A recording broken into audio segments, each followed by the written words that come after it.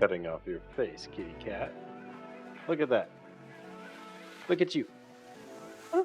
Up here. See? Oh, Garfield.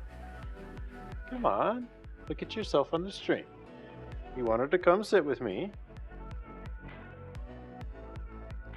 Putty Tat. You gotta change the title, Putty Tat. Let's see here. Change topic.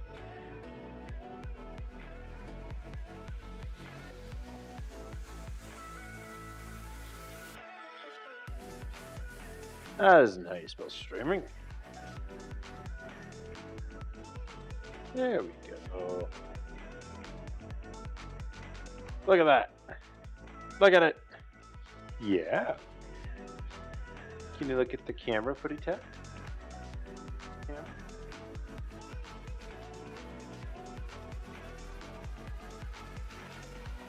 Get it. Alright, let me get this cable out of here. You happy where you are? Kitty. Tell the people how you're doing. Okay, down you go. He says, I see where I want to go. Alrighty. There we go. Alright. Garfield wanted to go live with me, everybody. Still figuring out all these cables down there. What's going on, everybody? I am NeoZerp, and I have a server that is misbehaving. That's right. There's a Minecraft server. In fact, it's maybe 7 feet away from me, right over there. I'd be here to lurk. What's up, Yuya? Thanks for the lurk, pal. I appreciate it. You a real one. Let me know how that grilled cheese and cookies turns out, alright? Goodness, cat hair. It's all over the place. But yes, I have a Minecraft server, and it is doing what it's supposed to be doing. That is to say, it isn't doing what I want it to be doing. The grilled cheese was amazing. You can see in the photos. I'll make some cookies later. Oh yes, make some cookies for sure. Am I still? I am in your Discord. Let's hold up, everybody. We have to take a quick field trip to the Discord. Hold on. Whoops. That wasn't supposed to happen. There we go. Here's the grilled cheese and tomato soup. That actually looks amazing. I hope you enjoyed it. Alright. Back to business. So, we have a Minecraft server. Oh, I put it up and I didn't show it on the stream. Whatever. That's fine. It's fine. I did all that and then didn't show it. That's fine. Alright. Things are starting off smoothly. Anyway, I have a Minecraft server, and it is not servering. It is operational, but the Minecraft portion of the server, if you know what I mean, isn't doing anything. There is something wrong with the storage on the server, but it's not the primary storage. I can access everything just fine, but one of the logical partitions on the Linux VM is full. And I have no idea what it could be. I've been trying to figure out what it pertains to, or like what that logical drive actually does, and I have not been able to find anything. So that's been fairly irritating. Yeah. So for this stream, the challenge is going to be, first and foremost, can I fix the server? For every attempt that I make to fix the server and fail, I have to do at least 10 squats and like 10 curls, right? I have some kettlebells I'll have to go get and some medicine balls and whatnot, right? So I will be making several attempts. I don't know how I'm going to fix this, but once we do, we'll be able to join. You'll all be able to play on the server as well, because it is our public server. If you're in our Discord, you can have access to it. That's how we do the authentication piece. And everyone is invited to come and play. If you're still listening, this is the aforementioned server that I said was just fine, or that is to say, your world is okay. And I reiterate, your world is perfectly fine.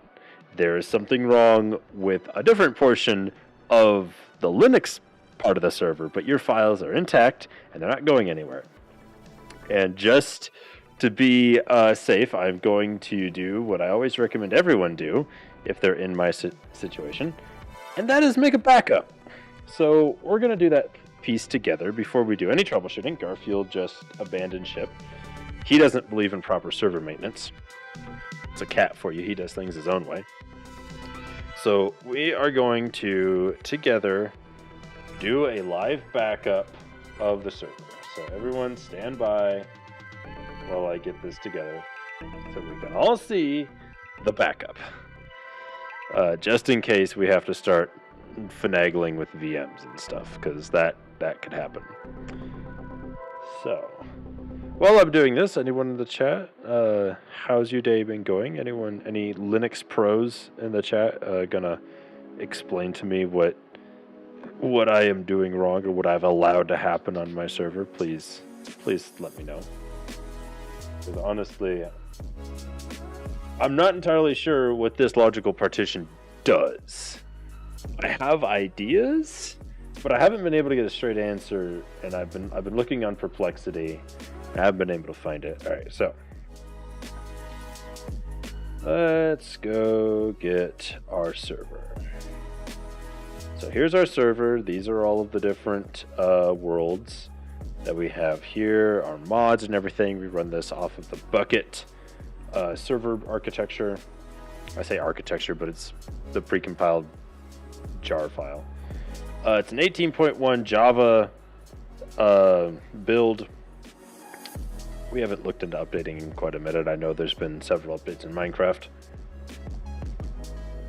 but I couldn't be bothered to mess with it. So we're going to take this server file here. We're going to go give it a big old copy. Yep. And we're actually going to do a really good practice, and we're actually going to get off of the server itself. We're going to go onto my local machine here. We have a lot of free space right here, and we're just going to paste that server file right there. So this is going to take a minute because it's doing it over the local network, over secure file transfer, the SSH file transfer. But once that is done, we will be clear to do all kinds of research and make all kinds of attempts. And a reminder, for every failed fix attempt that I make against this thing, I have to do 10 squats and 10 curls per each arm. And I mean, that's fine. I normally work out on Saturdays anyway. So, but I want to play Minecraft. Once we get done with it, we can play Minecraft together, and that'll be the best part. Imagine a stream where I didn't play video games.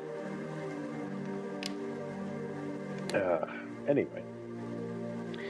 So, while we are doing that, let's do some research here. We got our... I put this where we can't see it. Here, let me take this and... Can I make this bigger? I guess I can't make it bigger. So, this backup is going to go and go and go. Once that's done, we'll be able to do our thing. While we're doing that, we're going to research things. So, the problem that we've been having... Here, I'll take this and put it like that. And then I'll take that window and put it like that so I can mess with it. There we go. And just to make things easier, I'll put chat right there so chat can see itself. Look at that, chat. You're on stream. Wave hi. Say hi, everyone. And then OCD. Not really. I don't have OCD. I just like things to... I don't want you to volunteer Windows. I know what I'm trying to... There we go. Okay. That looks nice. So, we have our workspace. I'm going to get out of the frame here. So, the problem is this. Never mind everything I was doing beforehand. When I log in, we get a little root is using 100% of 38.58 gigabytes, right?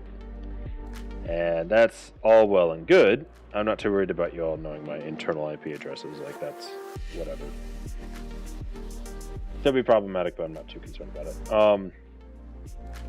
When I look at the actual file breakdown, it's this specific logical drive that is mounted on the root that is using all of its space. And I, for the life of me, can't figure out what this is. Like, I haven't done just a basic Google of it. I've done a Perplexity search of it, which if you don't know, perplexity.ai is my preferred method of looking things up. But, okay, so I just punched this in and already we've got a Spiceworks hit on this. So I'll bring this over so we can all take a look. Let's see here. Okay. So here we have a little readout similar to what I had. And this person asks, how can I make Ubuntu VG Ubuntu LV consume the entire disk space available? So right now it has primary partition 196, yada yada. Consume the entire 799 gigabytes. I'm stuck in this box. Oh, okay, so I'm in a similar situation. So this is a virtual machine that I'm running, and it's got like 80 gigs to play with, right? And similarly here, this deal only is using a fraction of that. So this person says, after disk expansion, you need to expand all logical parts on the disk to match. SDA3 is already resized, so just expand the LMV parts.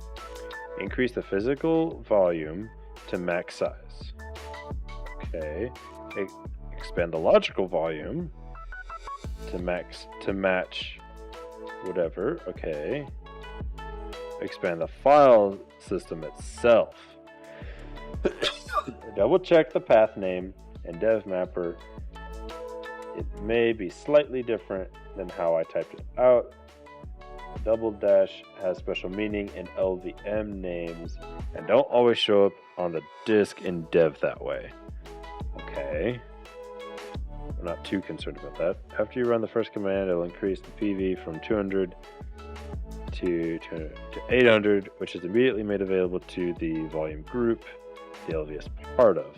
It's always a 4-part thing. Disk partition, PV, VG, LV. Interesting. So this might actually be the solution to what we need here. I ideally didn't want to have to go back into resizing partitions.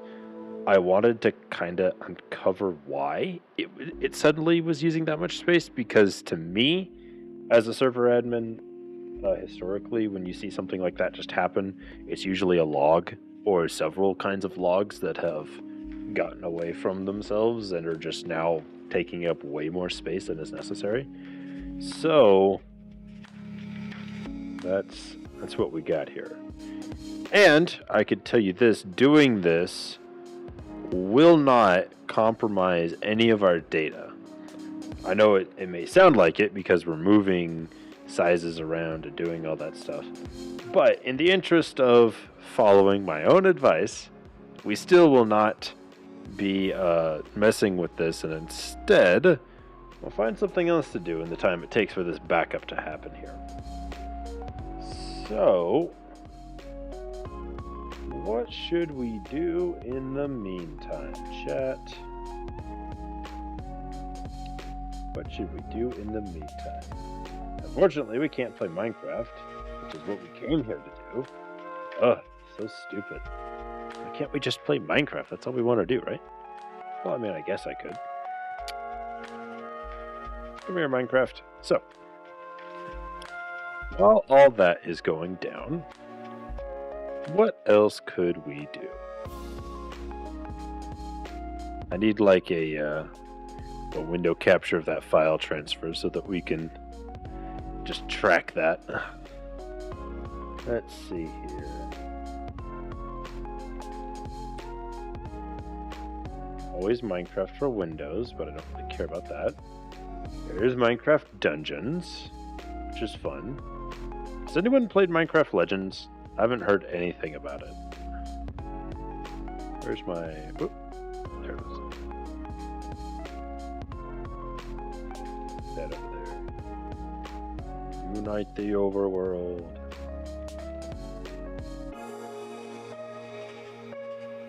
Of course, it's included in Game Pass.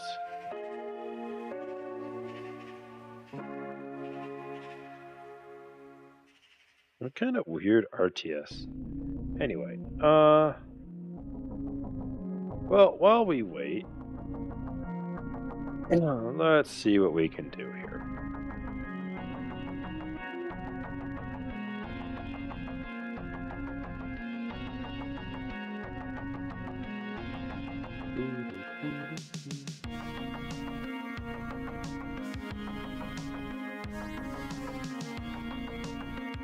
Very nice. Do you want to show stream? Do you want to show stream? She did not want to show stream the drawing. Lag there. Yes, my virtual camera is really taking a lot out of me. All right. Let's see here. Let's go to single player. We'll delete that, whatever that is.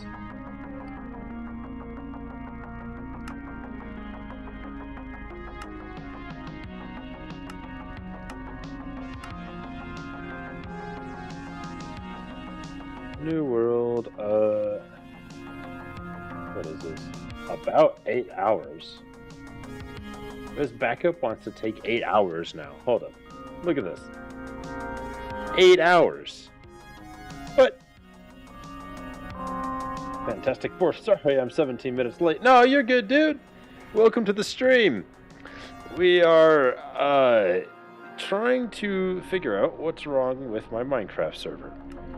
In fact, I'll hand over to that situation right now. So, to catch you up, I am currently making a backup of all the worlds. Bring everything back over here.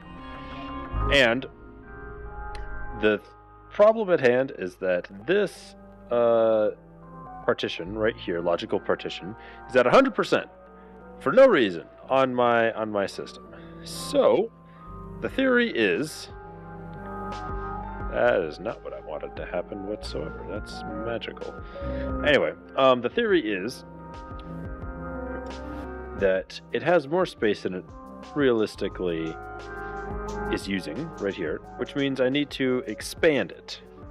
Now, before this file transfer here popped off and said it was going to take 8 hours to accomplish, I was going to let this finish, as you should for proper backups, before I started troubleshooting. Anyway, so now that things have gotten unreasonable, I'm going to progress and figure this out. So, increase the physical size of the volume to max size. So if I do EV resize to this DA3, of course not.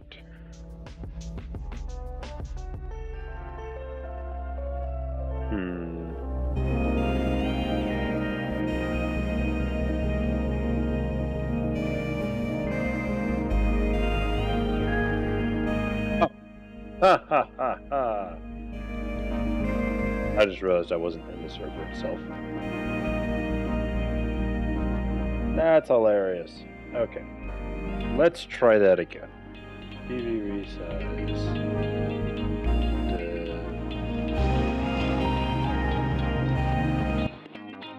Just realized I could hear Minecraft music in this running and unread command functionality.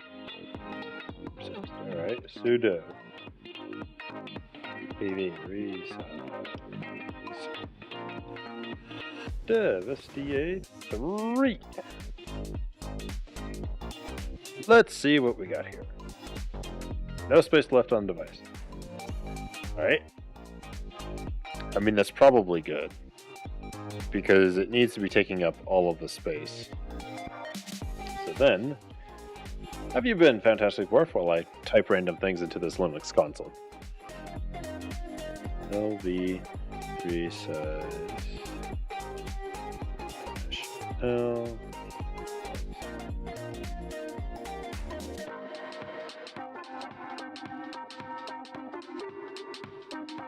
You been good? Cool.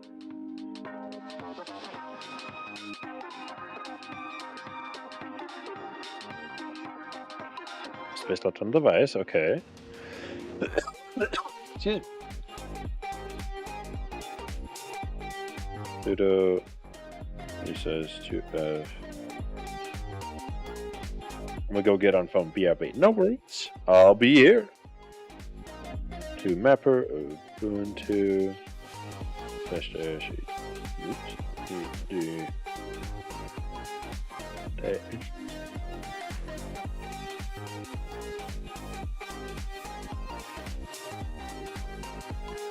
File system is already something or other 4K blocks long, nothing to do.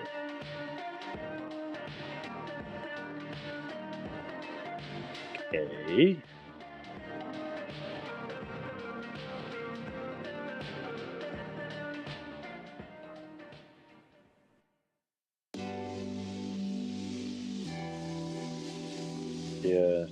H.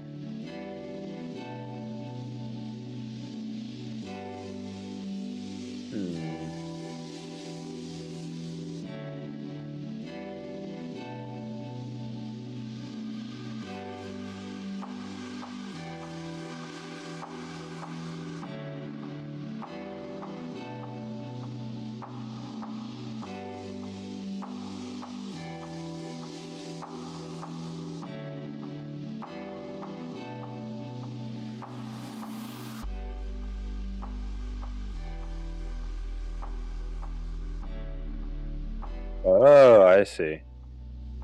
Okay. Welcome back, Fantastic Dwarf. So, as part of this stream, every time I try something and fail to fix the server, I have to do 10 squats and 10 curls. So, I will let me explain why what I just tried to do was like wrong, didn't work. So, this might be actually boring, but in any case, this guy here has like 196 gigabytes on this drive, and it's using this partition here is using like 16 gigs of that, but as far as I can tell, he can't, like, this partition is too small, potentially, unless I haven't read this completely. Hold on, I need to run this other name here. What is it? LS Wolf.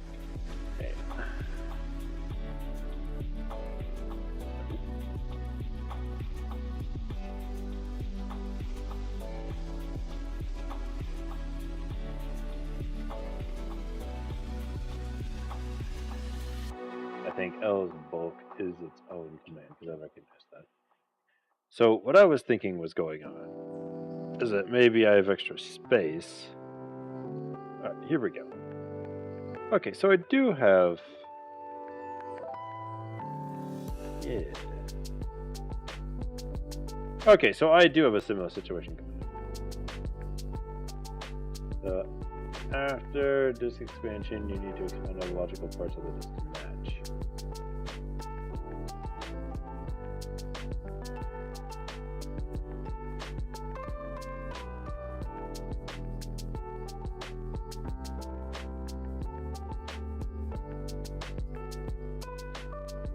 Now I can read the thingy a little bit easier.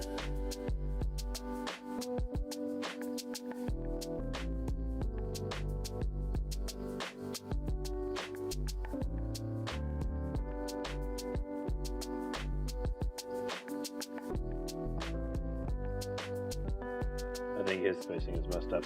I'm like moving, look at this. I'm like moving this back and forth to like move the tables to like try to line up the the numbers for no reason. This doesn't benefit me at all. That one almost works. Almost looks like what I have. Anyway, so SDA3 here is resized, and this guy made sense what he was supposed to be doing. But so I think I'm spot on with the solution here. It's just that I missed a step, so I'm not going to count that as a failure just yet. If this whole solution doesn't work, then I will move on. Excuse me. Sorry if that sounded disgusting. So the second snippet isn't formatting properly. It's too hard to read and make sense at first glance. You can try to reformat it and show the following output. Oh.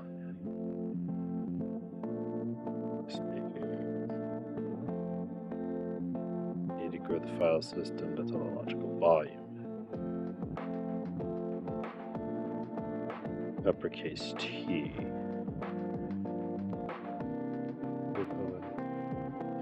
So what we're trying to do here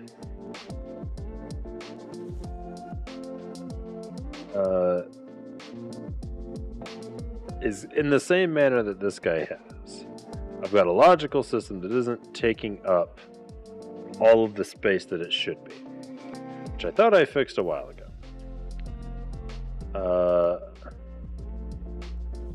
Let's see here. Extends size of logical out of free space.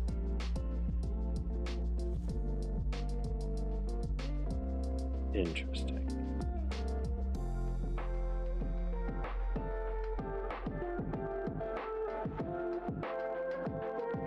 So I tried doing what he was doing here at the top with the best answer suggested. And all I got was, no, I can't do it. I've got all the space. Which doesn't make any sense.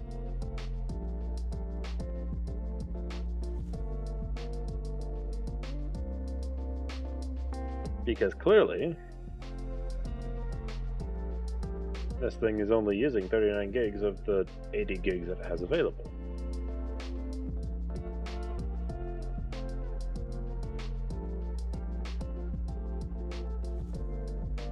Why? What part am I missing here?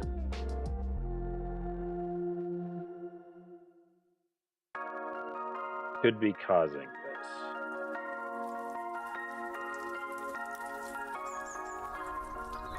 Let's take a gander here.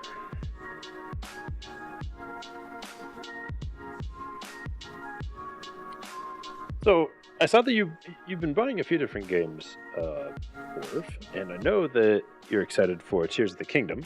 What have you been playing recently?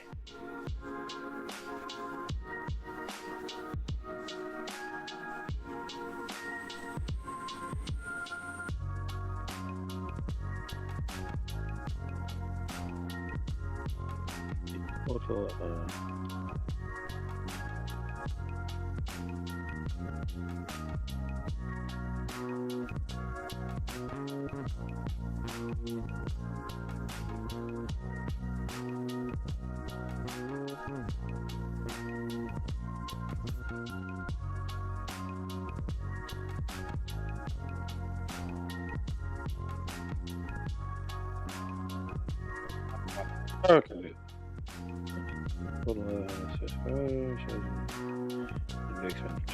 First.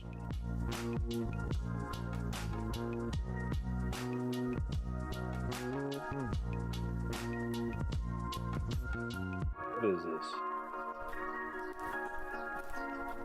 Ooh, okay.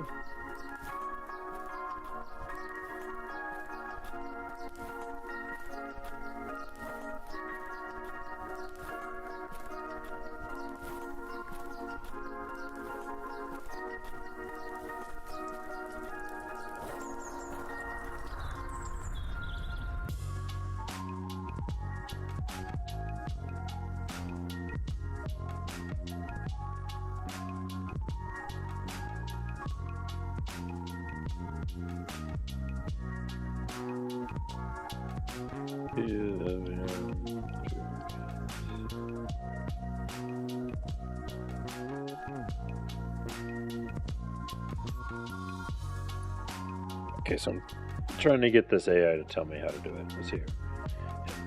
Dev mapper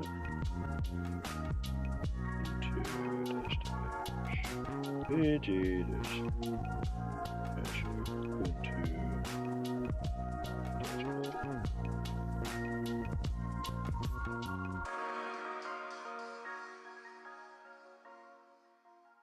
of extend command.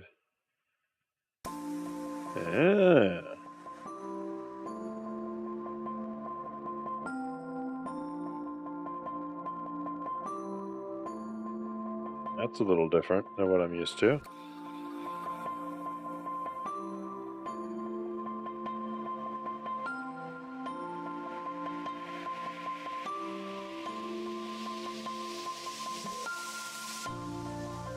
Okay, we gotta go get some food.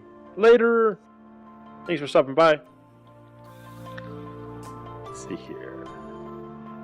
Check the available free space in the volume group using the command.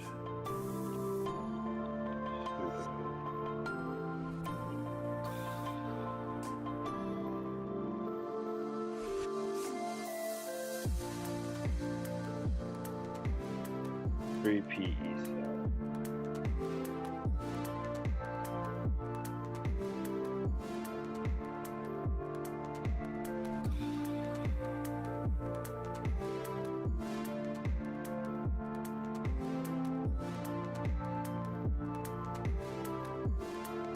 I think this command will help. Oh, it doesn't like it. I feel like the solution is like obvious, but I don't know the correct any of the syntax to get it to work.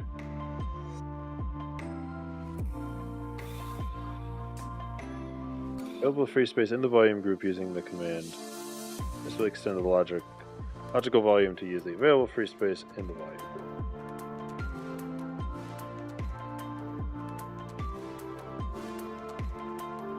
Resize the file system to use the new size of the logical volume using the appropriate command for your file system.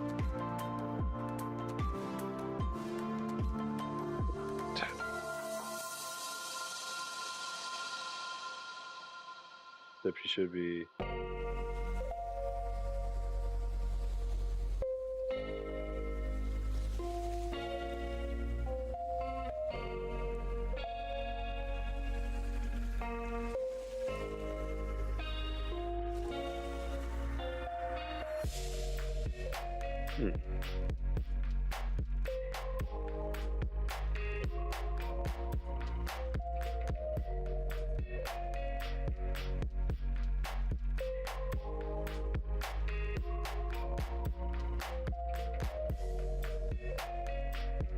let's see, when I use, what is it?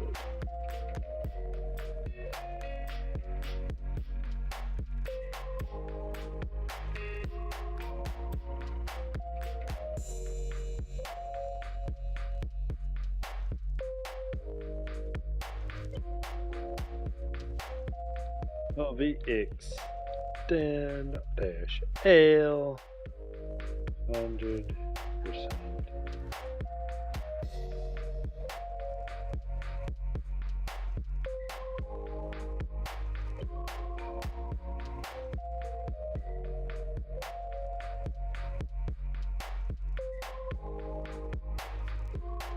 So what on this?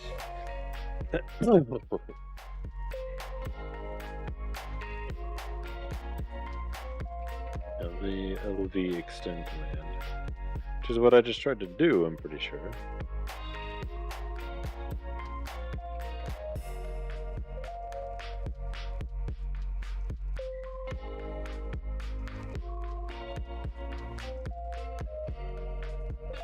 Free space available, use the LV extend. No, there technically isn't free space. Which means what? Oh, free space left. So there is a volume group.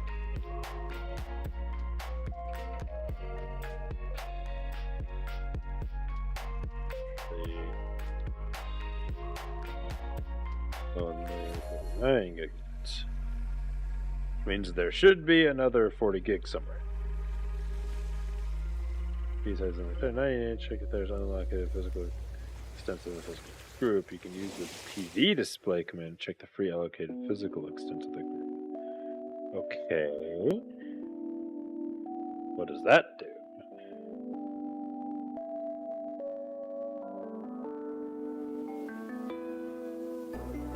PV size. 80 gigabytes not usable. What? I'm confused.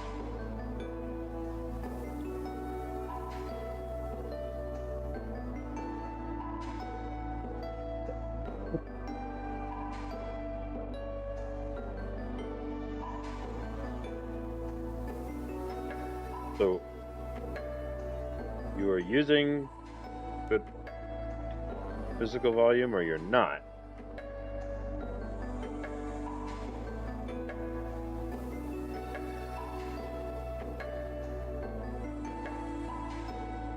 I am confused. This makes no sense.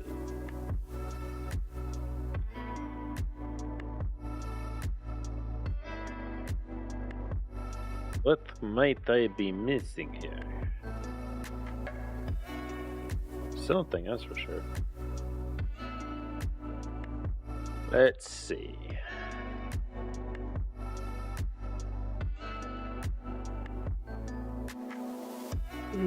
Physical extents in the volume. If there are any unallocated physical extents, you can use the extend command to allocate them to the logical volume. For example, you can use sudo extend yada. Okay.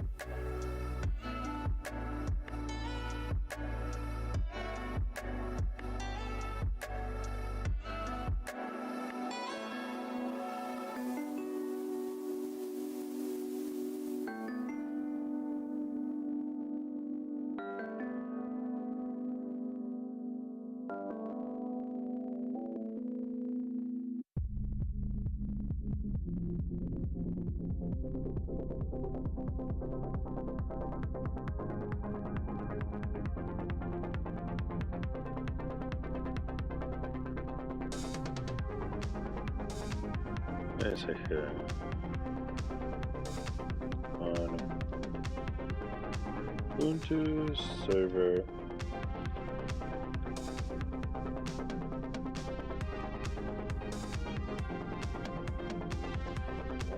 Dev mapper.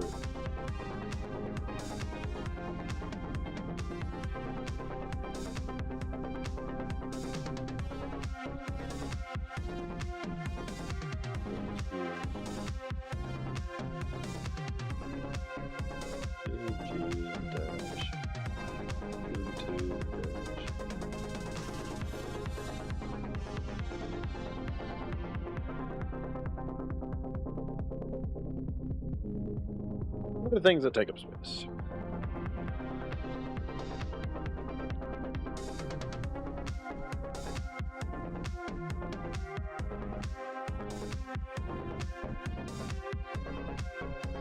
Oh, good. The root file system and other system files and formats. System logs, temporary files.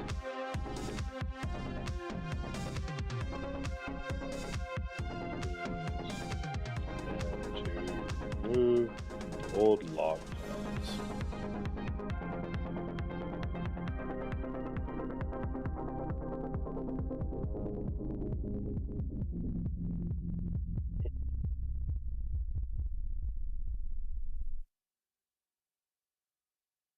So it gave me a command I can try here. See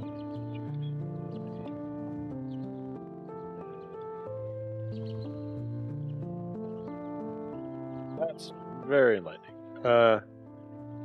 Find, locate files older a certain number of days and delete them using remove. Okay.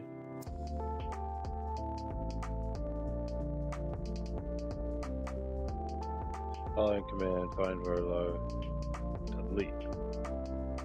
Yo, that's actually really handy. Okay. I'm just gonna do that. Delete some old log files. Cannot delete permission. Okay, fine. Sudo. Chop chop. Okay. -h. What did that do? Ooh, hold up. That reduced slightly.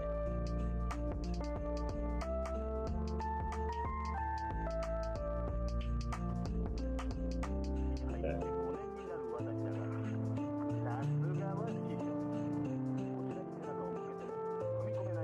This now? Ooh. Hold up. Did that fix it?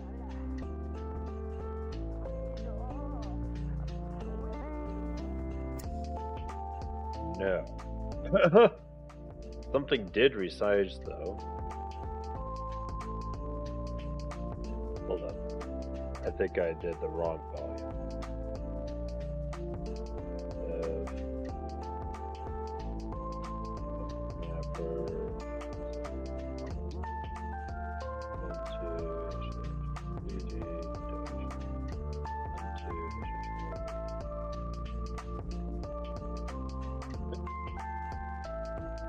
New size matches existing. I'm confused.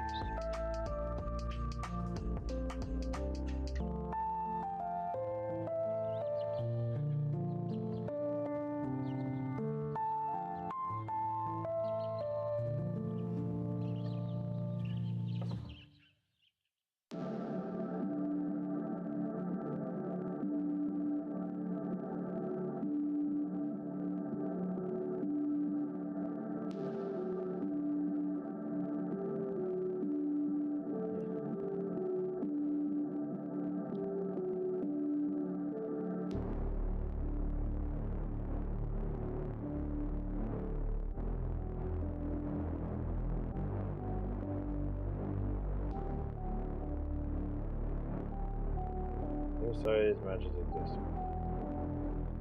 How can that be if you are 39 gigabytes large?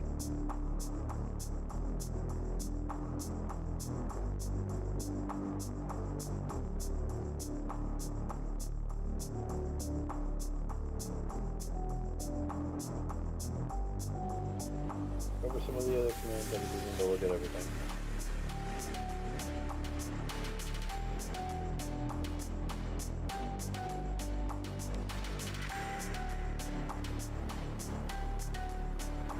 There we go.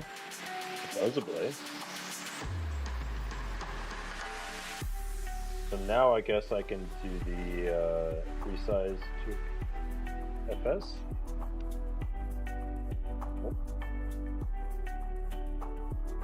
Oh. Okay. Now if I look at everything. Hey, look at that! We're only using 52 gigabytes. Hey! We did it!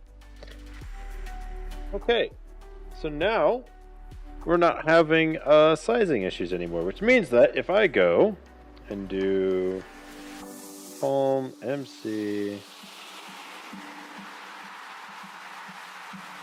server, and then I do craft. Oh, right, I need to do bash. Always forget that. Unable to access jar file. Okay. That's a completely different issue. But we'll take that one on too right now, just because we can.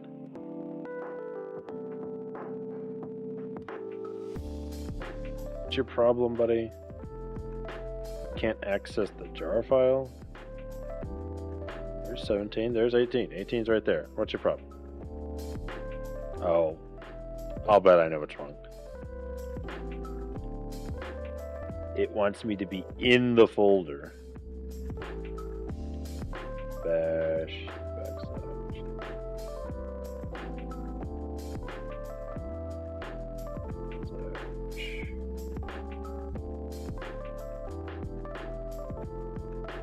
Here we go.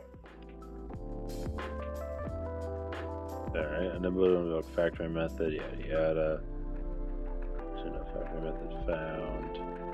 So remain error, no object returned. Rolling random access file appenders. Enable locate appender file for logger config. What's your problem?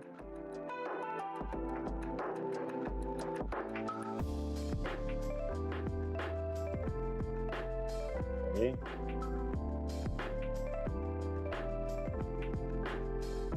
Does that mean you're gonna work or not?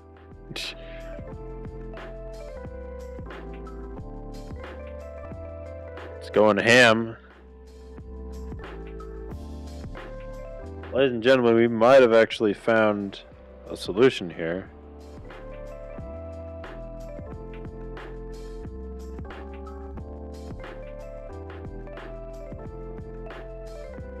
Let's see if we can get into this game.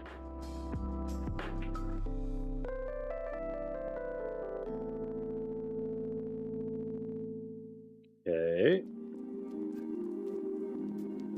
We're loading all of our plugins here. Looking good.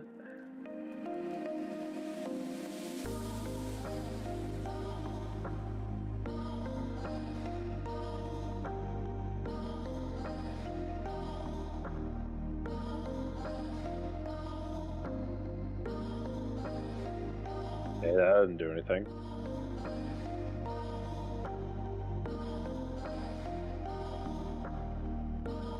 Huh.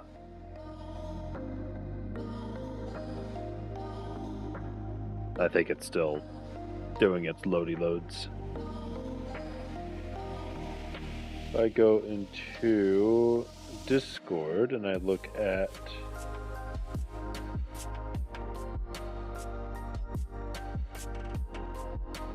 where is it?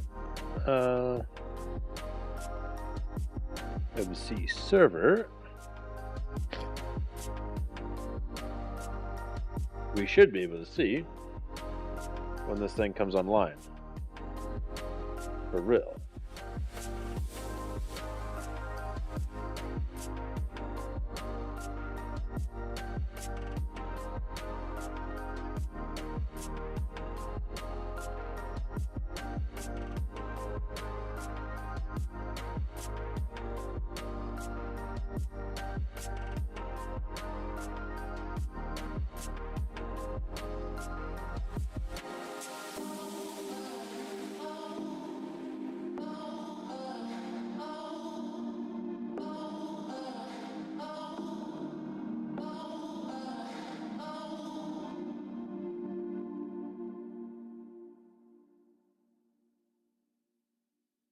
Repairing spawn areas, ladies and gentlemen. You can't make this stuff up. Come on.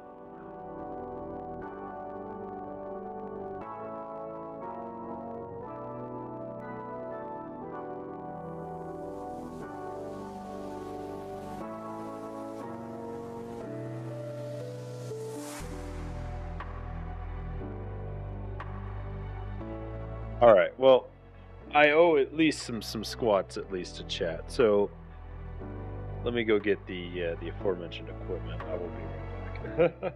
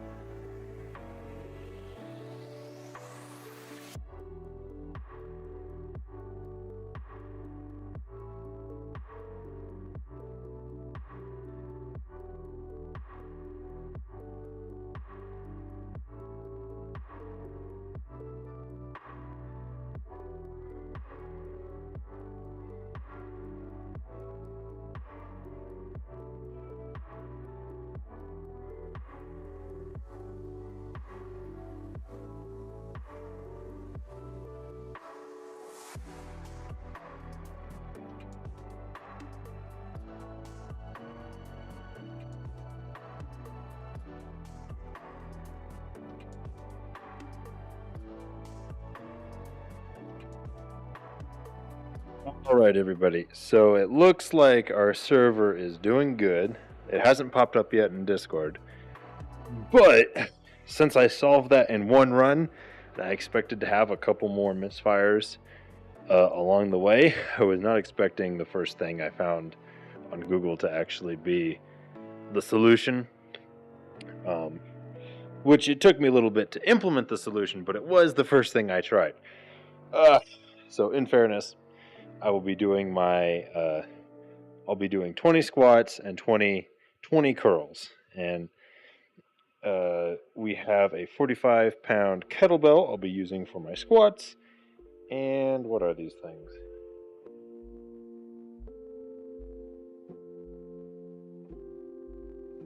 Uh, 12-pound attachable dumbbells for each arm. So 20 and 20, everybody. Count it off if you're here.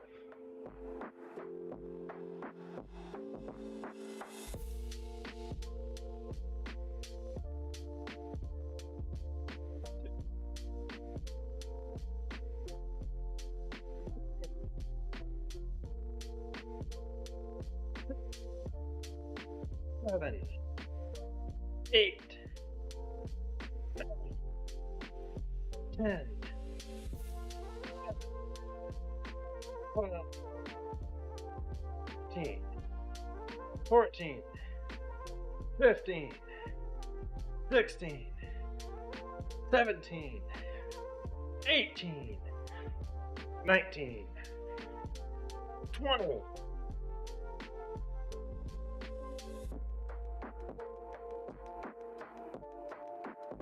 Arm curls. Here we go. Yeah. This microphone a little bit closer. I don't want to hit it. I think we'll be good right there. And 1, 2, and 3, and 4.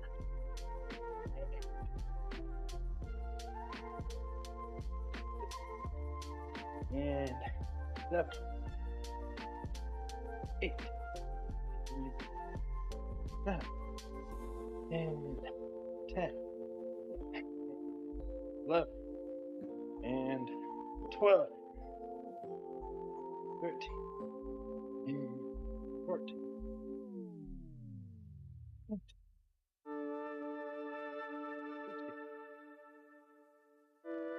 16, 17, and 18, 19, 20.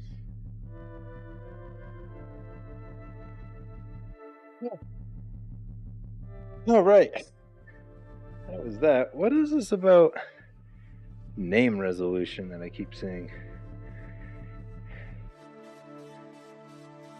A bunch of weird failures about DNS issues with Discord.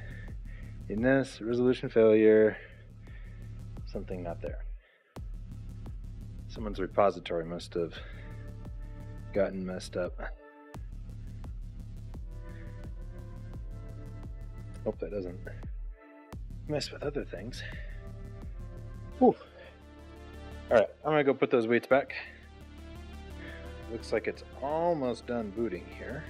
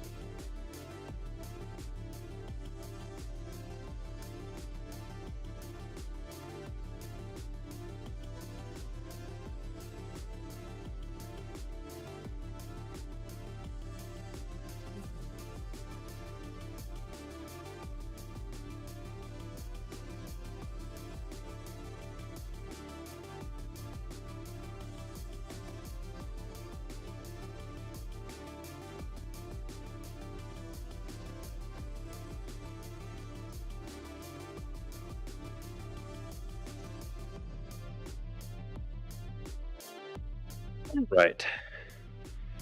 This is a pretty good little pump. My camera's all messed up. All right. Hang tight, everybody. There we go. Okay. Let's come back over here. So, we're still booting.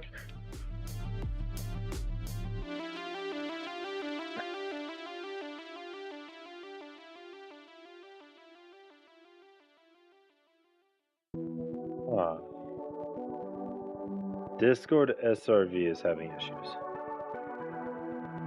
I might have to go update that. Let's see here.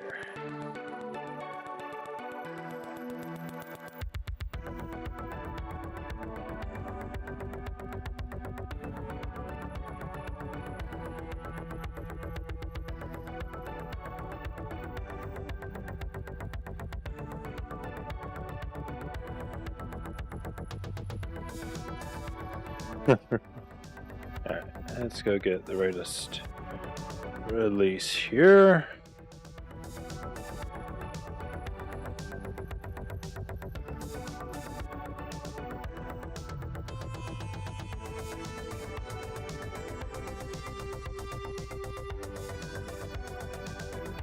Okay. So the server thinks it's up, but Discord SRV isn't reporting anything.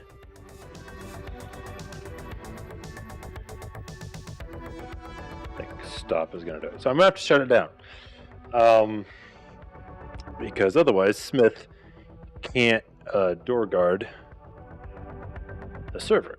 So we're going to have to go in here, once this is done, into the plugins folder. And let's see here, where's Discord SRV? So that's the old stuff. Where's the actual jar file? There it is. So yeah, they've done a whole version update. So let's do a Control X here. We're going to put this inside of the Discord SRV folder. In there. Alright, I'm going to come back out. And I'm going to drag and drop the new plugin right in. And we're going to start this bad boy up once more. Hopefully, we'll be good to go. I don't know what that error is about. Doesn't really say. But that's fine.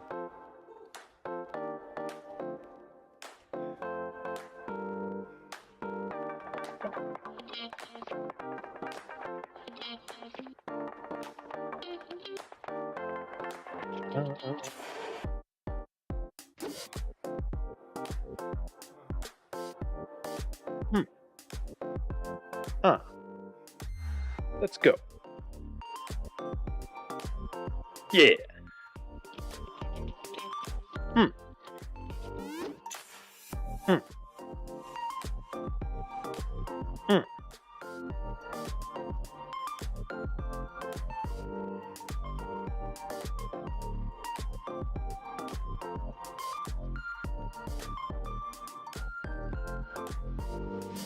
So hopefully as we go along here, we will uncover what's got going on.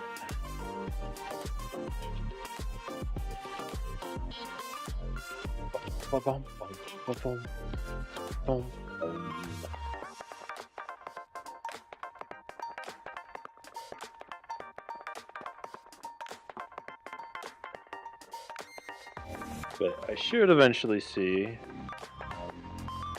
log come through from Smith in Discord when the server is good to go.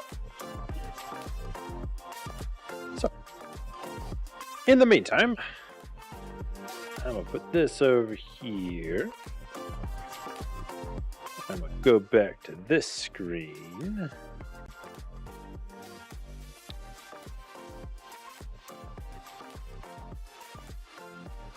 And we'll bring this up. There we go.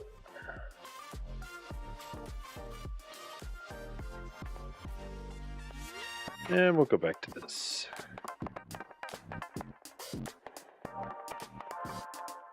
Drag terminal off to the left here in case I need to mess with it. that away. Leave that. Put chat up there where I could see it.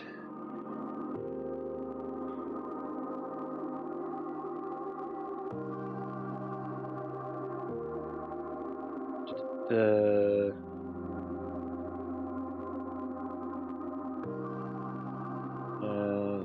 whatever. Great world. How fast can you make a world? Go, Minecraft, go.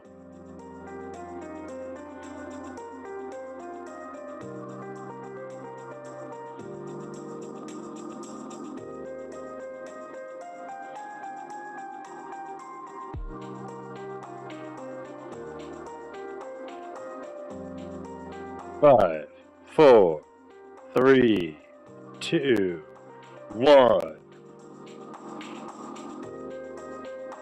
Oh, almost. Wow. Look at all those frames I'm not getting on a 3090 Ti.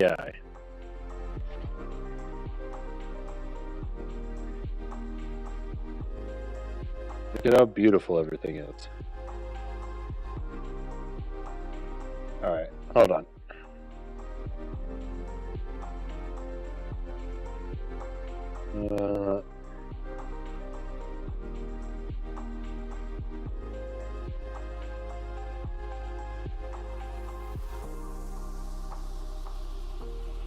That is significantly better. Still not smooth 60 like I prefer, but it is significantly better.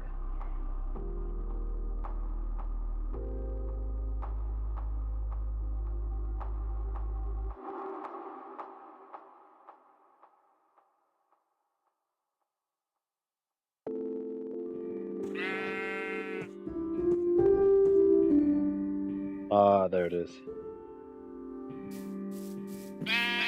What was that? What is that?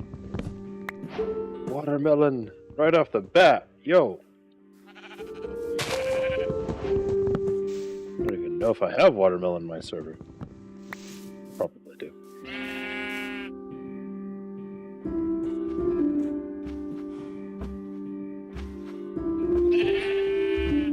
Get a few seeds here.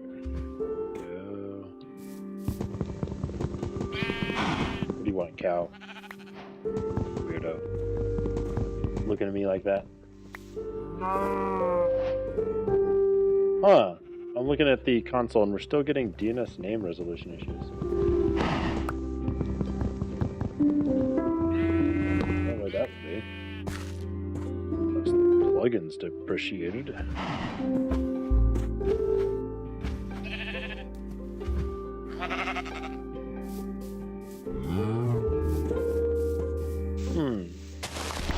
This seems fine. Actually, no. Let's do something kind of here-ish.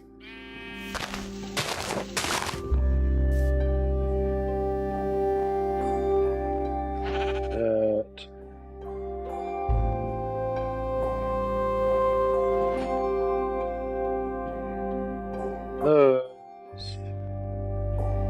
Those. That'll do for now.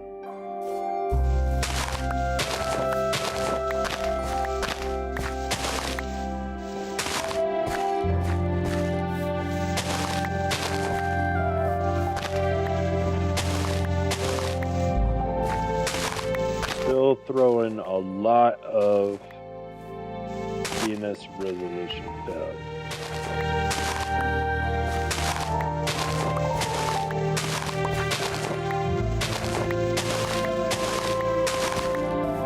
I wonder if I need to throw out the configs.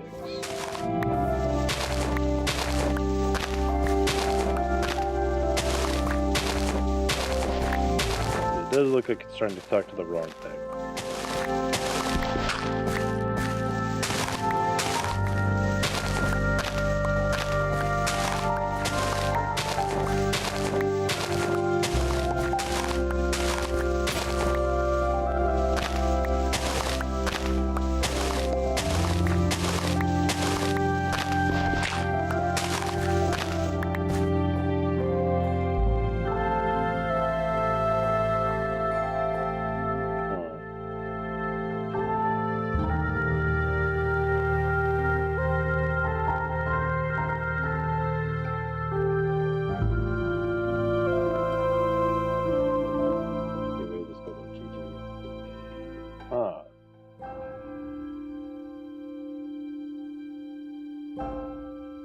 Why would that be?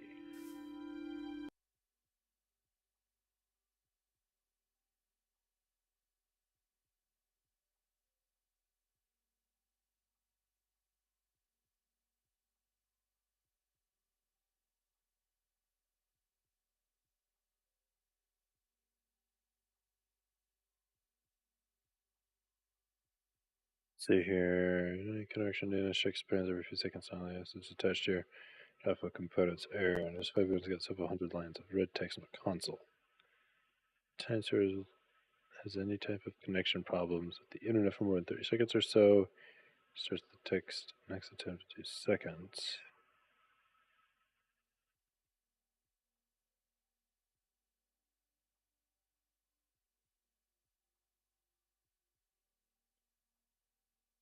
You can't, it's awful.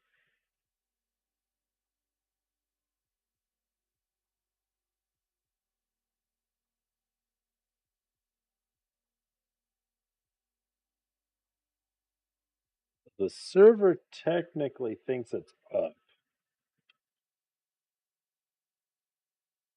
However, I'll bet you I can't connect.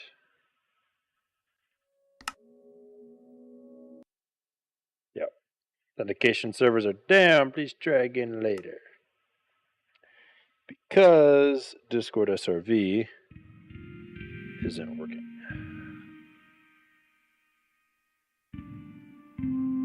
Discord SRV DNS.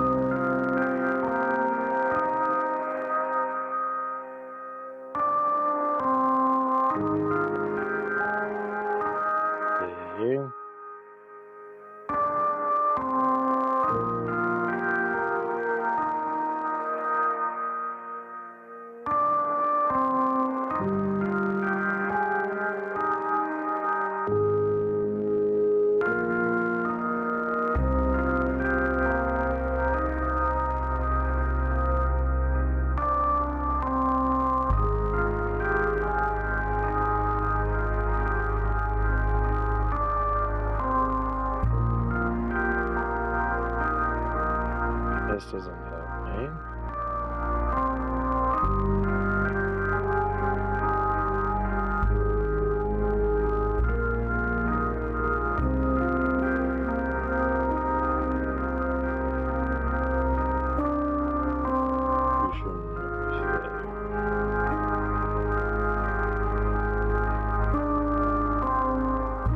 Interesting.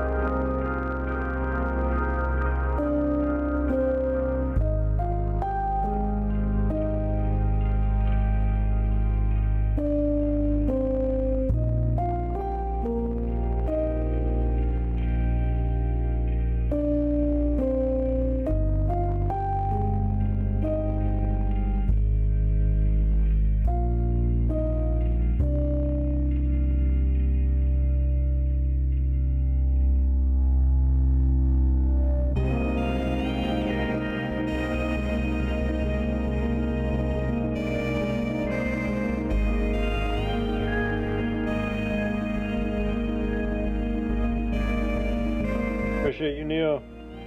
Too long. Hey! LOL, what's up, my brother? Sorry, I saw your message a couple minutes late there. I was looking at this screen instead of this screen. Oh my gosh. I saw you popped in and out of the stage for a second. I am doing the reoccurring episode on my channel that is troubleshooting irritating Linux server things. On this issue, we have Minecraft server woes. Fortunately, we fixed the primary issue that we were having, which was space sizing issue. Sorry, this crooked is irritating me. And now we have a borked plugin that was doing the bulk of my authentication. So I need to figure this one out, because no one can connect to the server if this plugin isn't working. We'll just have this issue here. Yeah, authentication servers are down. So what is that connected to, do we reckon? So my first instinct is that it is in some way connected to the lovely, whatchamacallit? Yeah, no, it's a very technical term. The lovely,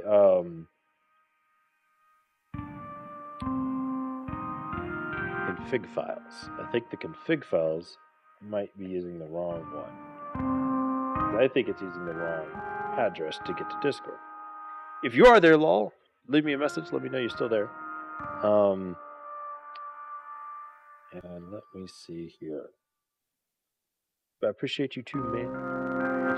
Thanks for showing up, saying hi, even if you're not there at this exact moment. It's all good. We all got things we're doing. So let's check the plugins. Let's see here. So we have, I know you can't see all this, but I might have to open up like a config file with keys and stuff in it. I don't want to show that on stream. So let's check the config. There's my bot token. There's the config version. It is updated. There's the channels it's supposed to be checking.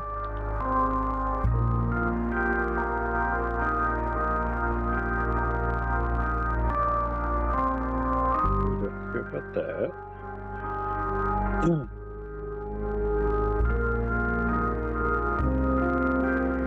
Maximum resistance system issue for fallback DNS. Let's change that to like 10.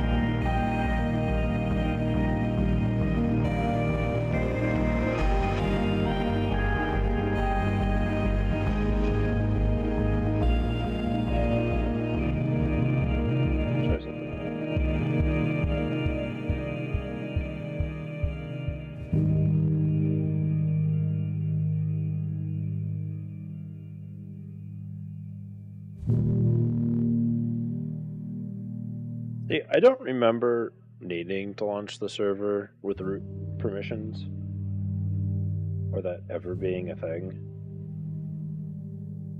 But it might have been a thing. Because I'm getting significantly less errors now, suddenly.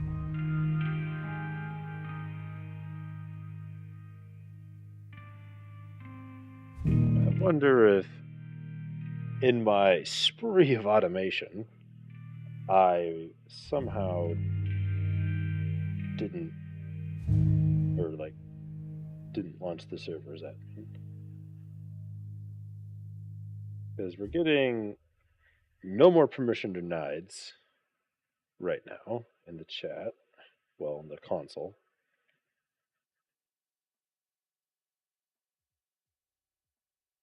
Guess we'll have to see.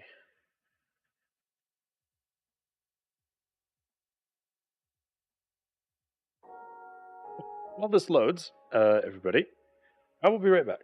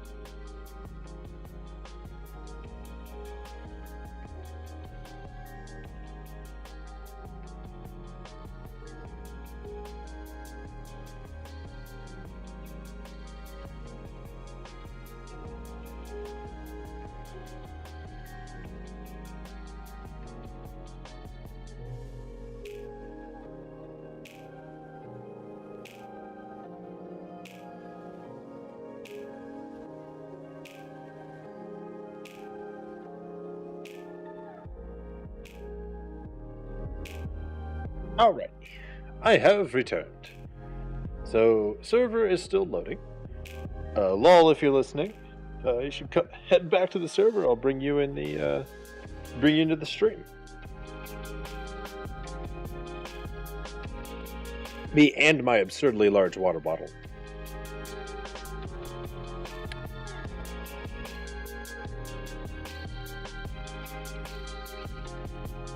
So, things are spotting. I am not seeing a lot of critical failures, which is good.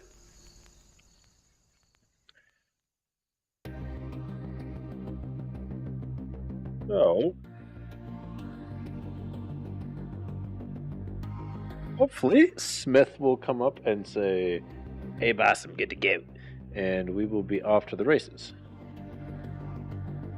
But until then, we're going back to our waiting world here.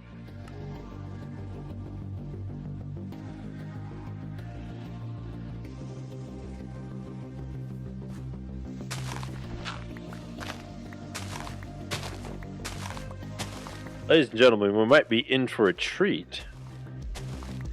We'll see if he comes in here. But Lol might have a really awesome story to tell us about. Potentially. I don't want to overpromise, so if he comes in, he comes in. If he doesn't, he doesn't. We'll have to temper our expectations.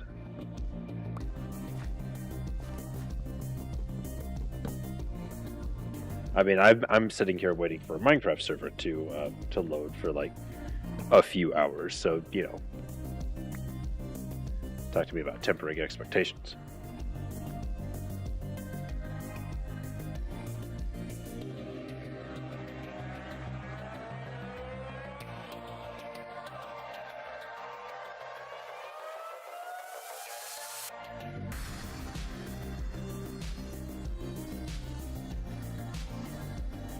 All right.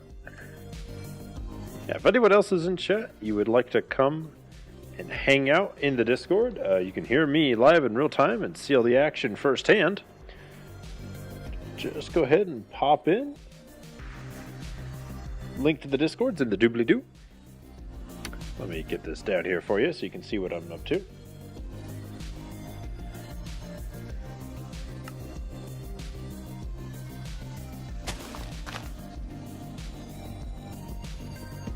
Oh, hold up. I'm seeing more DNS resolution failures.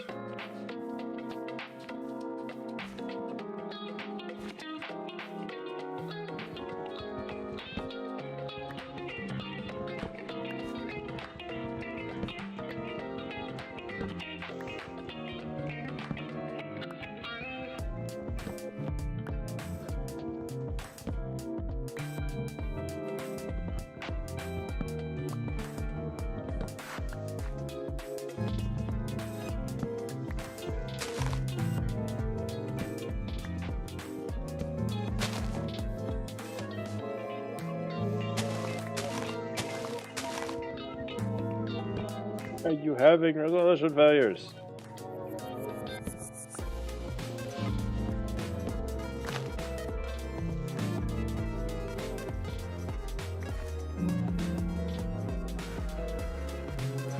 Hey, do you people not know the DNS gateway path to Discord?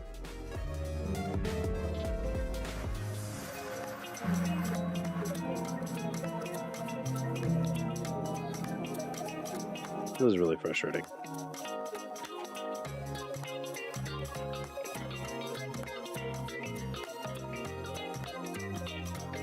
Let me try something here. I'm going to grab this config, go back to my downloads, and I'm going to go back in here. I'm going to stop this. Stop the server once again.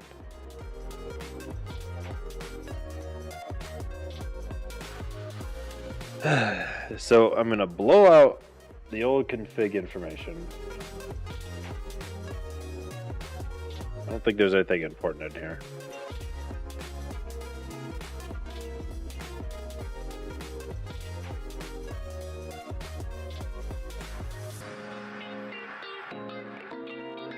Anything important in here? Right, everything shut down. Got anything in here? Yeah, nothing in there. Okay.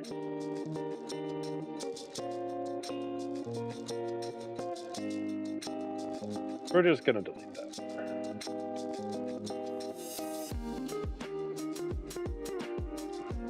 We're gonna relaunch the server. It's gonna regenerate the configs.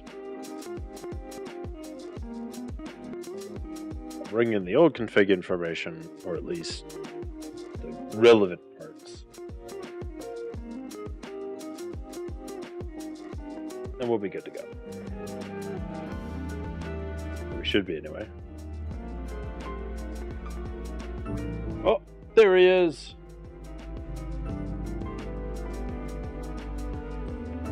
Hey, there he is! Yo! Lawlerman, my man, how have you been, brother? Well, honestly, could be a little better, but I've been good otherwise, other than surgery. Yeah, tell me about that. Yeah, so a few months back, I found out I had gallstones. It's not fun. Yeah, I had some pretty sizable gallstones apparently. After they had taken it out, the doctor was like, "Yeah, he had some really big ones in there." But they were like, apparently once you get gallstones, they're like, "Are we just going to remove the whole organ?" Oh. So, yeah, so they took my gallbladder. So I'm gallbladderless now. Is that one of those organs you can do that too? Yeah. You don't really need the gallbladder. It's literally like the way that he kind of explained it is it's like a backup to your normal digestive system. Interesting. Yeah. Well, that's good, I guess. Yeah, but so what would happen is I had so many gallstones outside of the couple of large ones Right. that I had a couple of what I like to call episodes where I couldn't keep down food and it would hurt. My stomach would be so bloated and it would hurt so much that I would almost be forced to, vomit and shit. That's not good. Yeah. I think I went 3-4 days without food, and then I went to the doctor. I knew I had issues because there were a bunch of other stuff that I was seeing in my thing, but they were like, "Yeah, we need to get that removed." Well, I'm glad they figured it out. Like, yeah, that's the worst where you have like a medical issue and you can't like rationalize it. You're like, this doesn't make any sense. Right. Luckily, the gallbladder removal surgery, it's like it's typically done now since the early 2000s with robotic assistance. Oh. Yeah, so it's a really quick turnaround. So besides probably this weekend, I'll be mostly fine. Oh, that's good. So you I just had it like today or like yesterday or like yesterday, yeah. Oh, dude. They put you on anything weird? Like wisdom teeth level of like strange, or I'm assuming it'd be stronger. Yeah, so I'm on. They have me on a stool softener because apparently you can get constipated when you don't after going through surgery. But they put me on some narcotics, some hydrocodones for the pain, and they said if it hurts in between the intervals of when I could take ibuprofen. But so far the pain has been pretty minimal. I've been pretty on my medication, so I haven't allowed it to flare up at all. But I don't suspect I'm gonna have any issues. Good. I mean, that's really good. Apparently I shouldn't have to change my diet either, which is good. Oh, yeah, that's what I was gonna ask. Like, what the heck are you eating? Like, yeah, well, primarily right now, all I've eaten so far was a couple cups of applesauce and some chicken tenders from Carl's Jr. Hey, Carl's Jr. No, I meant like, what were you eating to give you like gallstones like that? Like, oh, like I have no clue. Apparently it can just happen, but like I guess like a lot of like spicy foods and like oily foods and stuff will kind of do it, but even then it's kind of up in the air whether or not you'll get gallstones. It's kind of just I was like predisposed for them, I suppose. Interesting. That's crappy. You won the genetic gallstone lottery. Here you go. Right. Yeah, the surgeon came out and was talking to my mom and my girlfriend, and they were like, yeah, he had 2 really big gallstones in there. Like really, really big gallstones. And I was like, oh God. Like, what did this guy eat? Like, well, I'm glad to hear you're doing better, man. Like, normally, yeah, we go like months. You know, we have like a yearly meetup, right? At this point, it's almost like clockwork. Yeah, like springtime, you meet up, talk to Lol to find out what's going on. You have like crazy stories, like, yeah, I started this business, or I did this, or like this, that, and the other. Not like medical emergency status. Like, luckily, that's the only medical emergency that I've really had. Because that was like, it was like a the way that they described it is it was like a non-critical, but like needed to get done stat type deal. got it early kind of thing. Yeah, because if like say if I had another episode, I could end up in the hospital. Ooh. Yeah, like and like I probably should have gone to the hospital last time, but I didn't. Yeah, it was bad. Like you can get like, well, like I don't know what your healthcare situation is like, but like, I don't blame anyone for not doing that. Mm-hmm. Yeah. Well, luckily Timo's got pretty comprehensive health insurance. So I have Primera, which is a pretty high end one, and I've got financial assistance on top of that. So my whole surgery was free. Good. That's great. Yeah. I got lucky on that one. I would have been thousands of dollars in the hole. Right, dude. Like, it's like there's such a big disconnect between the medical industry and the medical, I would say, not industry proper, but like doctors and people that like want to help, more or less. Right. So it's like they don't really know how insurance works. They're just like, hey, you need to do this thing, you know, and you're like, okay, but how much is that going to cost? And you're like, really, that's what you care about versus your health. Yeah, versus your health. And they're like, I don't know. Right. Luckily, the spot that I went to around here, so it was kind of weird because the first place that I was going to, I probably almost definitely would have ended up in the hospital if I didn't switch providers, like not insurance providers, but care providers, because because pretty much the in terms of appointment dates and stuff, like the medical industry has typically recovered. Like you don't have to wait 2-3 months for an appointment anymore for 99% of places. But at this local clinic spot, which isn't different than the other clinic that I went to, it's still 2-3 months out for a single appointment. Yeah, 2-3 months out for like a general appointment. And if it was anything special, it'd be even longer. Yeah. I mean, hey, if you got that much business, like, okay, but it's not very helpful to your clientele. Yeah. And they didn't really have that much business either. They just didn't have the staff.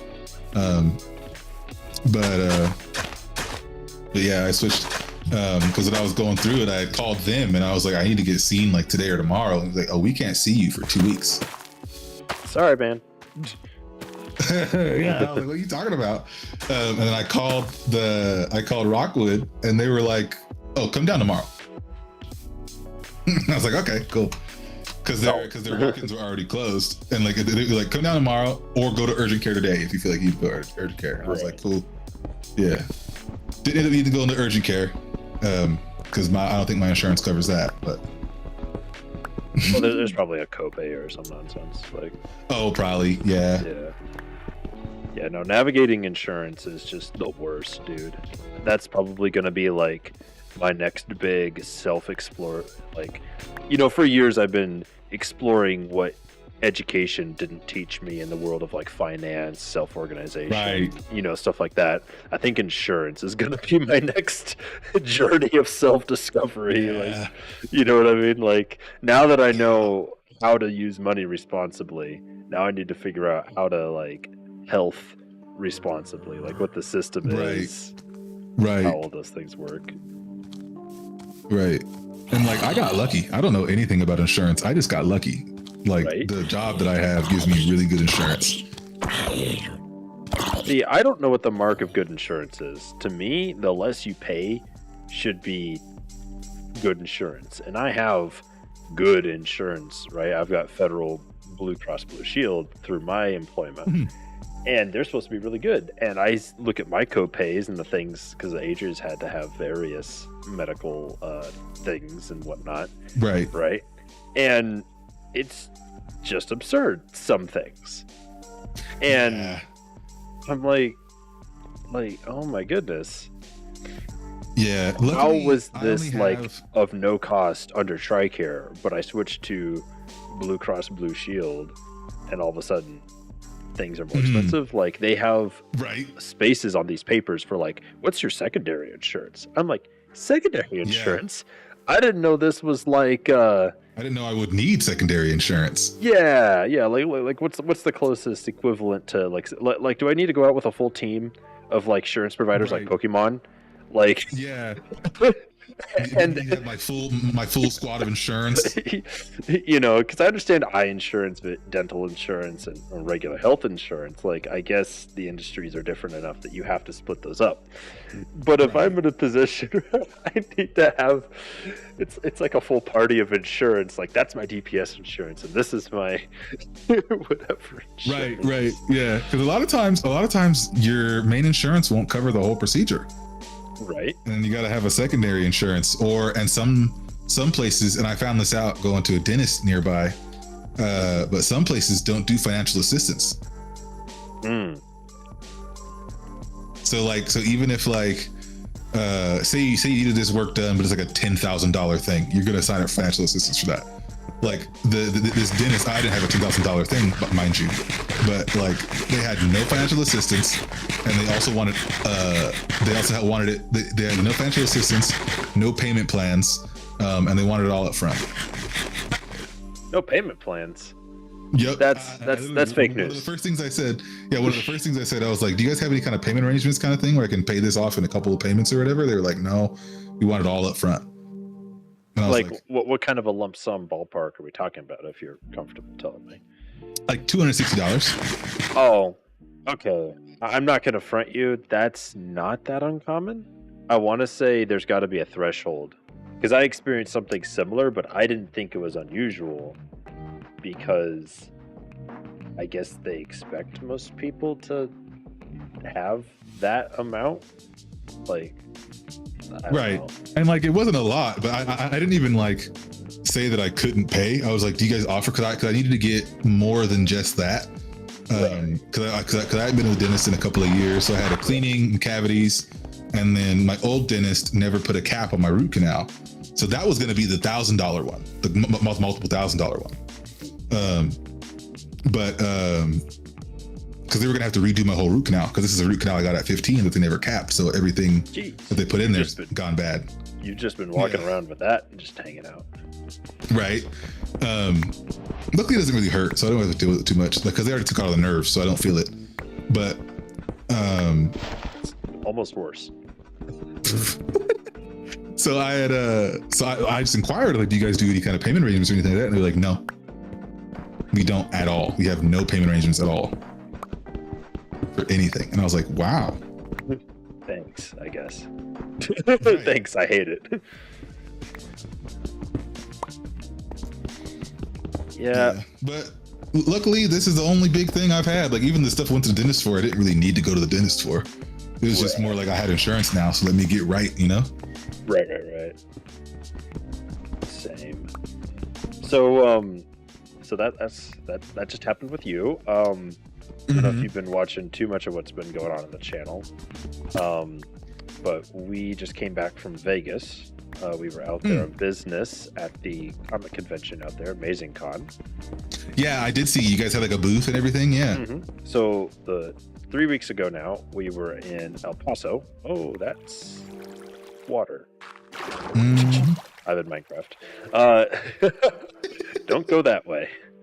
Yeah, so 3 weeks ago we were in El Paso, which is like the city that was pretty close to us. And we did pretty good. Yeah. We did right around $170 in sales. Mind you, this is only our third convention that we've gone to, and we have like less than 30 events in our inventory. Yeah, like the third time you've gone as like a vendor. Yeah, so it was like the second time we were out as a vendor. And that's what we did. We did all right.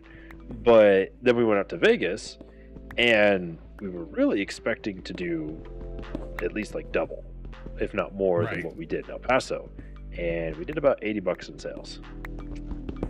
It was not a good show. In terms of sales, we did, learn a lot.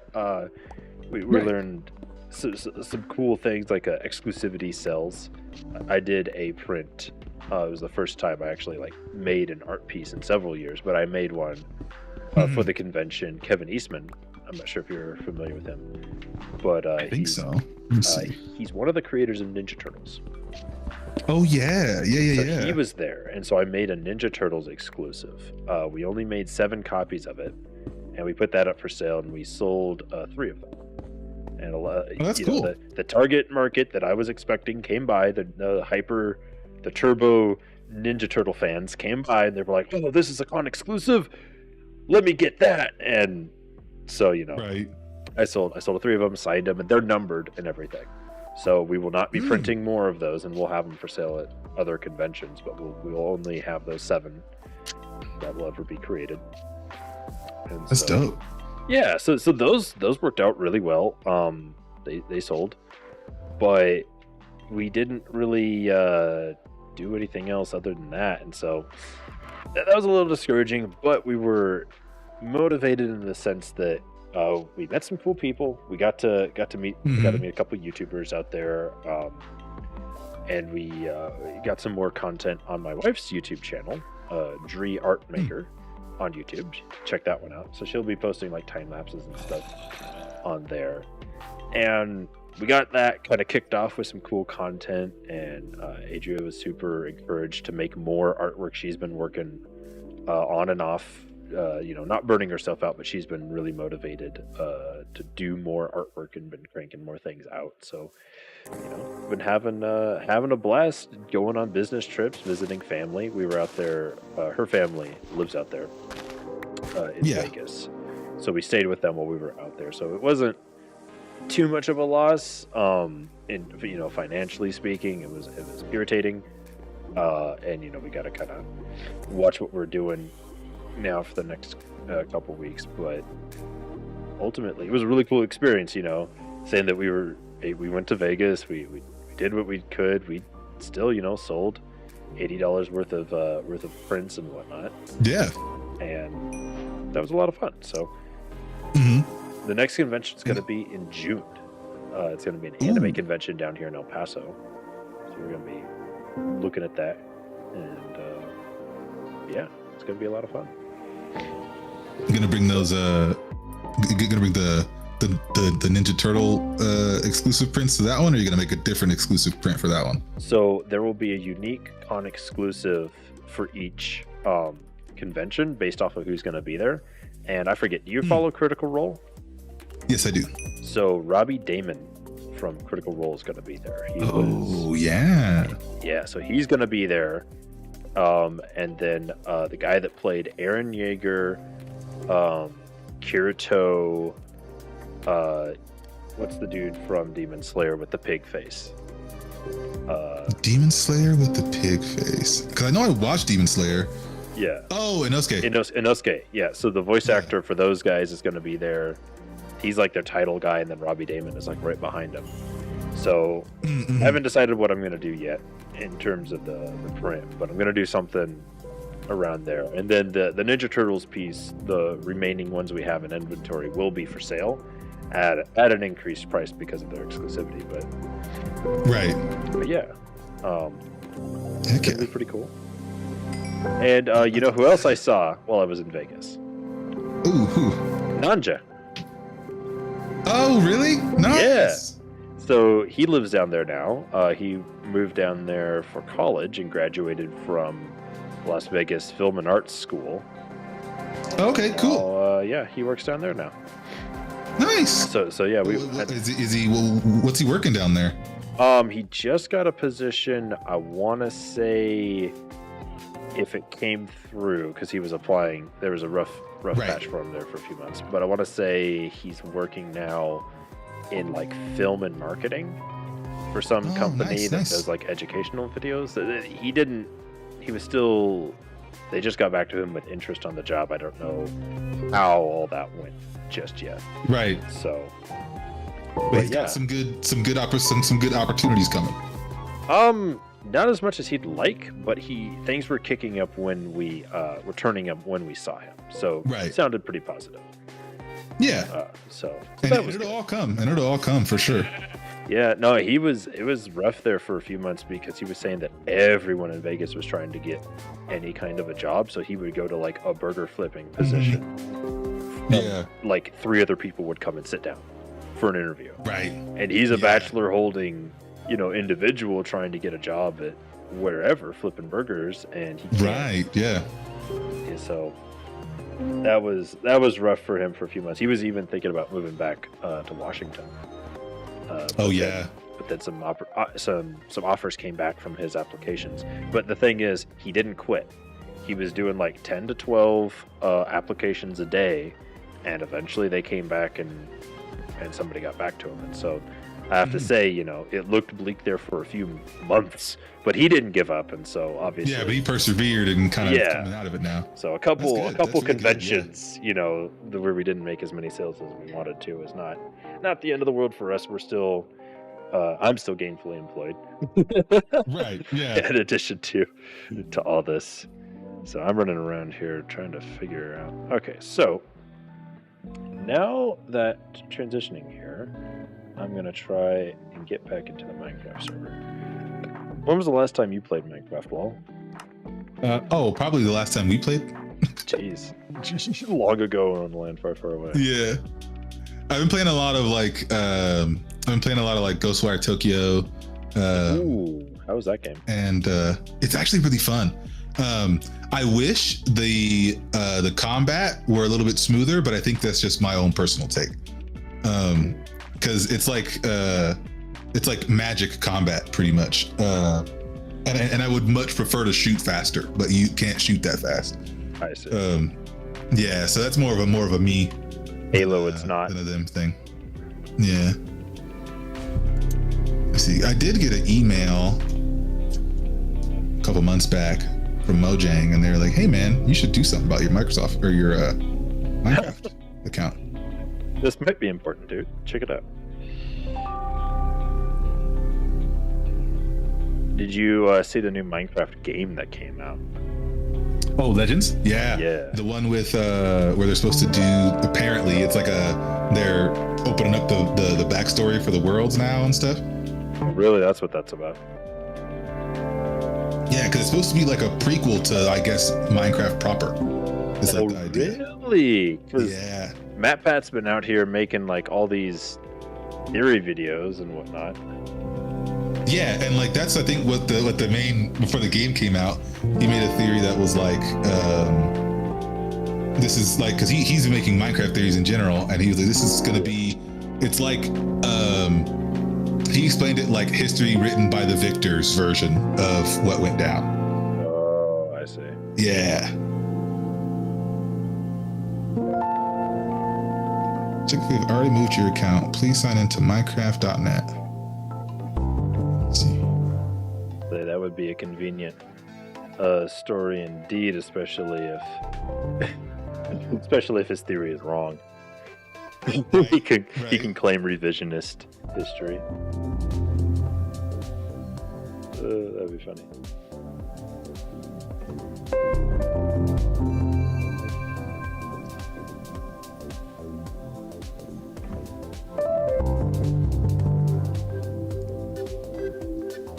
Let's see.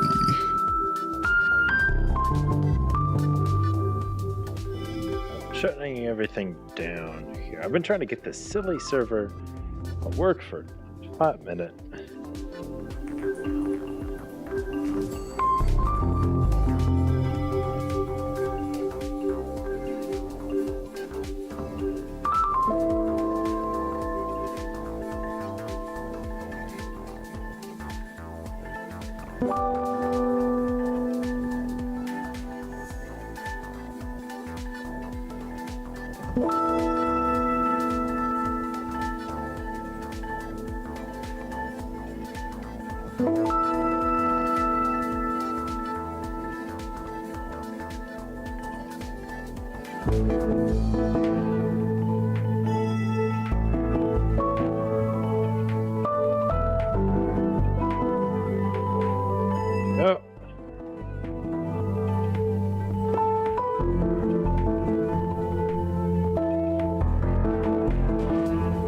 I definitely remember my login. Oh, snap. Which is good. I just have to make sure my account gets transferred over properly.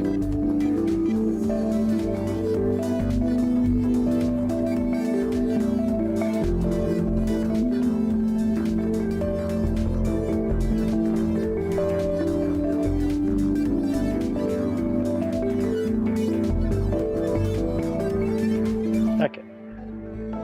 Let's try all this again.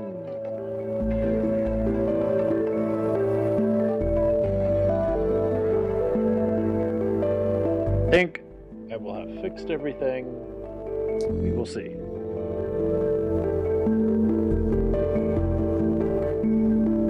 Otherwise, I will have to just open the server and not have any kind of authentication, Oh, right.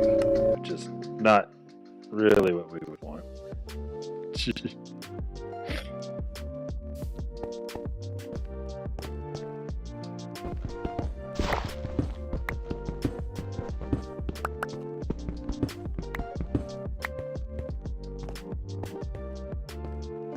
Okay, let's see here.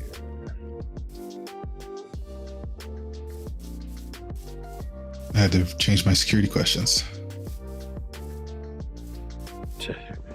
Good old Because I hadn't security logged in questions. so long. Oh my god. Because if I hadn't logged in so long, it was like, we need you to verify. I was like, dude, I don't have it. Bro, just let me play Minecraft. Oh my gosh. How do these 10-year-olds do it? No, they don't play Minecraft anymore. They play Roblox. Yo, dude, have you played Roblox? I actually haven't. You have it or you haven't? Have not. Have not, bro. Okay, anytime you want, we'll sit down and we'll play some Roblox because they have some very faithful Call of Duty zombie recreations that are actually worth playing with like persistent stats and like out of game upgrades and stuff.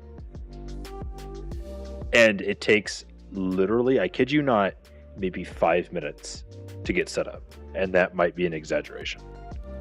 Yeah, and like I've seen, because Matt Pat has played that Doors game on there. Yeah. Yeah. And that looks fun. Like it looks like not Mojang. I'm up looking at my email.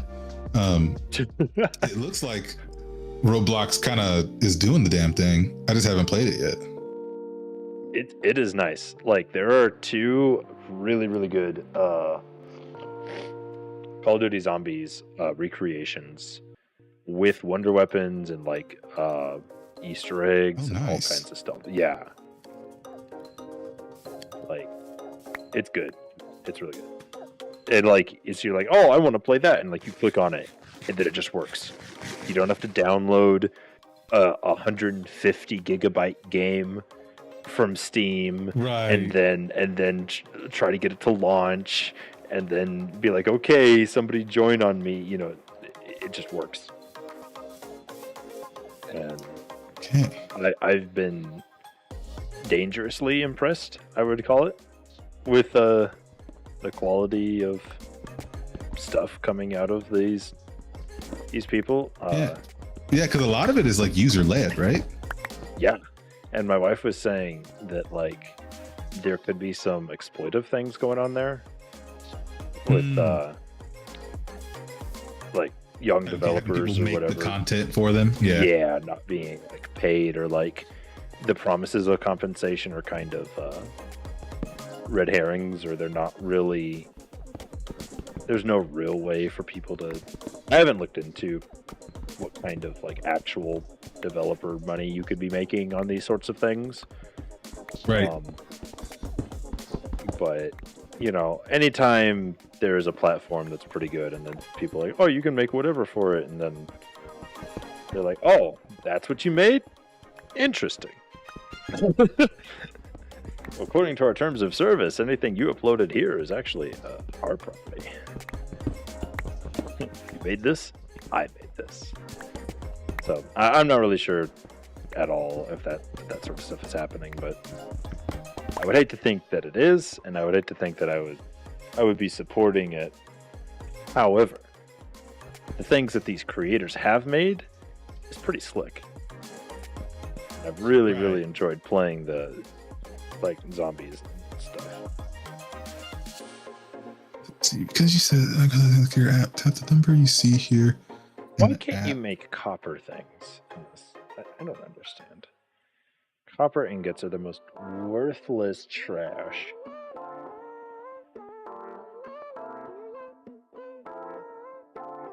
Because you can't craft things with them. Things you can make are like blocks. Ooh, I made a block. Doesn't help me. Ow. Let's see.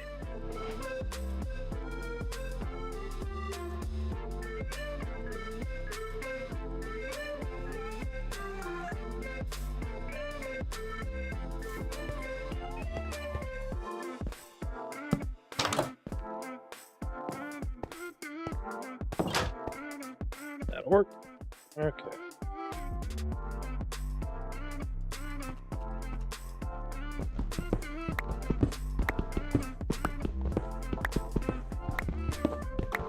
There you go. So how's working for T-Mobile then? Things are working actually really great. My old manager moved to a different store. No, it's a good thing. And then we got a new manager who is a lot more even keel in terms of not playing favorites and that type of thing. Yeah, because it was very much like I was by no means going to lose my job at T-Mobile, but for a little bit there I was thinking about quitting because of the way that I was being treated. It's not good.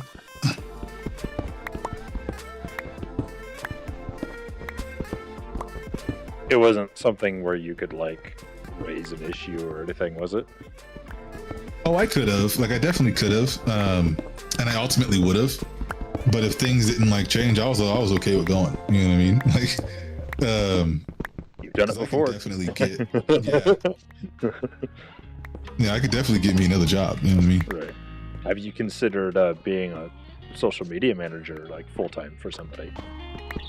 I have been thinking about. So that's actually what I've been trying to get off the ground for the last year or so. Is I don't have any kind of LLC or anything like that, but I have a brand name. Where I would basically do brand management for any local businesses or like a social media or that kind of thing. Right.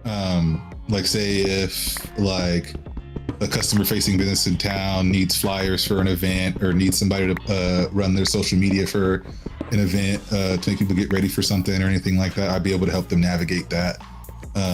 Which working at T-Mobile has helped a lot because I actually have to learn a lot about because we have a whole business customer base that we deal with on the storefront level.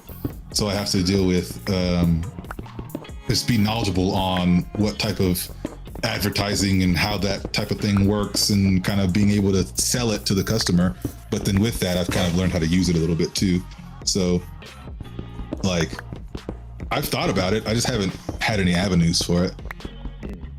I got you.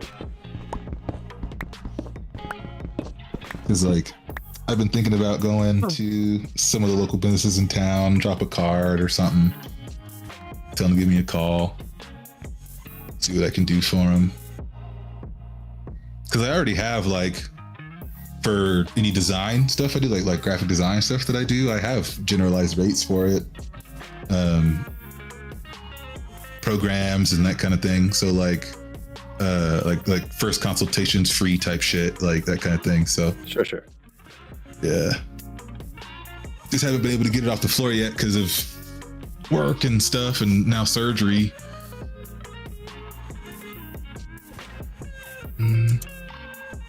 Yeah, I have definitely something that I want to do because it would give me a lot more time because that's something that I can always kind of do like in the background. And then I can have that as like a bit of a disposable income to put towards animal grooming school that I've been trying to do for the last little while too. Yeah, I remember you wanted to do animal grooming and whatnot. Yep.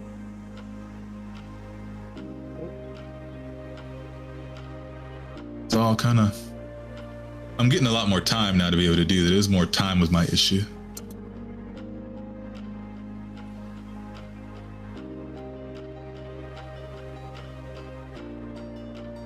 Downloading Minecraft. Why are you like this Discord SRV?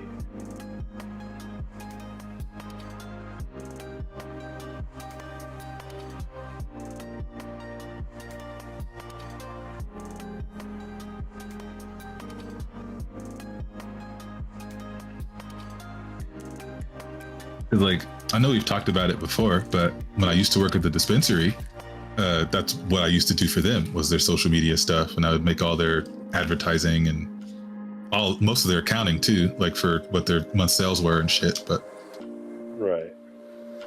So I've already kind of got a little bit of that.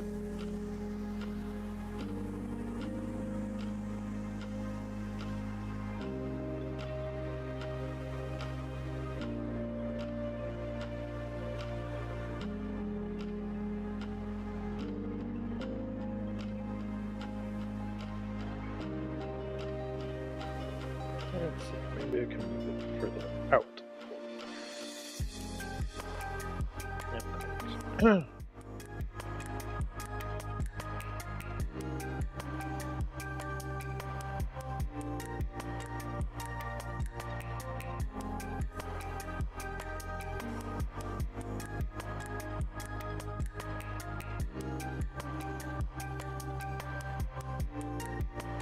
Accounts in Microsoft Store and Launcher do not.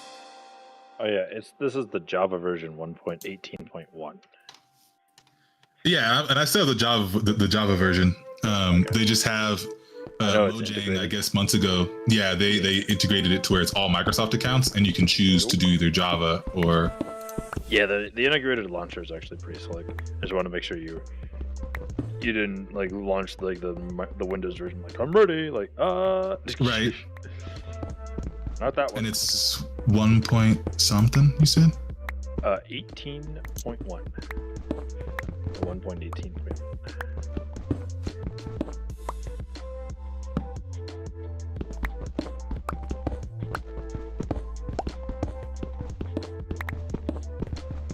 How do I go about downloading older editions? It's under installations. It's like the top tabs. Installation. Oh, new installation. There we go.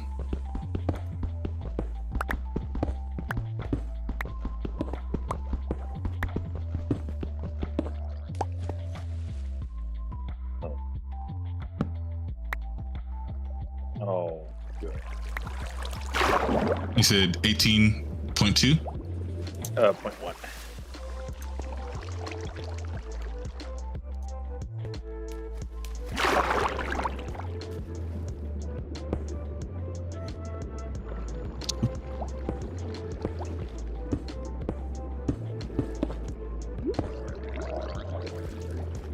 Right back real quick while it loads up.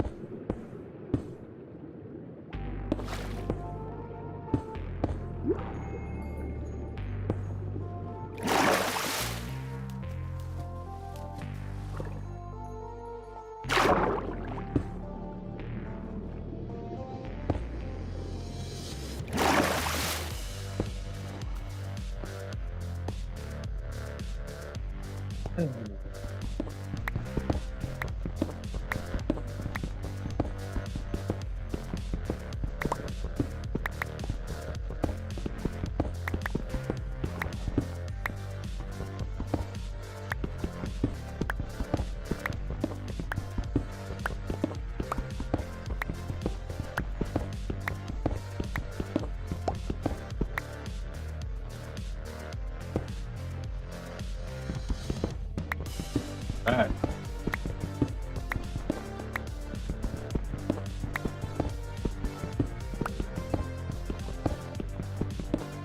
You still playing any D&D in your free time?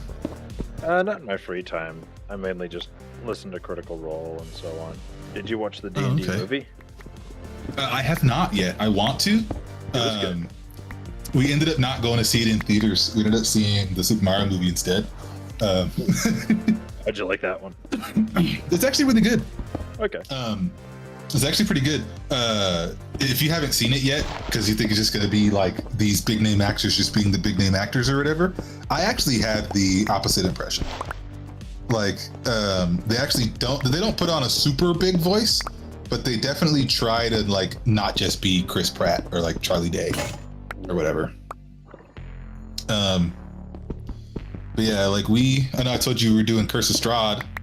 Yeah. And we finished that completely. We killed the vampire. He's dead now.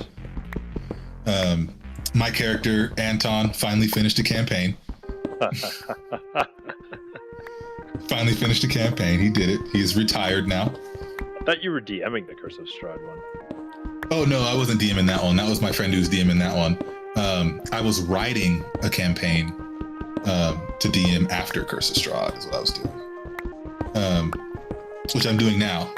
Me and my friend, the one who was DMing Curse of Strahd, me and him decided to alternate weeks so we'd have more time to write, but we're basically doing 2 campaigns alternating.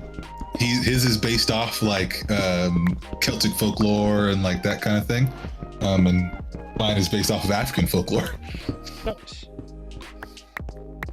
It's actually going pretty good. I think I'm about 5-6 sessions in, and I've got about 10 ready to go, pretty much. Right on. Tell me a bit about about the world and the situation. So, it's actually Anton's hometown, Anton's home country. Yeah. So, because that backstory was actually pretty good, and WotC took away the actual variant humans. So, like, I don't know if you remember, but when I made Anton originally, I chose basically the black variant human. You know what I mean, like the Tarami version. Which a couple years after that, WotC basically was like, yeah, no, we don't have those anymore. It's not just variant human and then like regular human. Right. But the backstory still had all the words in there. So I basically just used the words for the what they called them for what I called the country or the region or whatever. So pretty much it's the characters, the players don't know it yet. And they're not going to see this, so I don't really care. But the players don't know this, but their campaign takes place a few thousand years after Anton would have been in this region. So like, they're basically, because the way that I wrote Anton's story was that his whole country got destroyed, or he lost his whole family and he left or whatever. Right. So the way that I'm building it is they're going to learn what happened to make Anton leave, pretty much. And basically it's going to be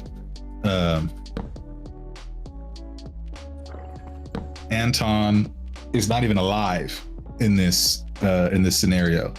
Because it would be also thousands of years after the Curse of Strahd campaign. Right. And the idea is that it's basically the country is going to go through the same thing it went through when Anton was there. Because I'm kind of basing it off of like European colonialism in that kind of period. You know what I mean? Right. Give me a second. So like, yeah, go for it.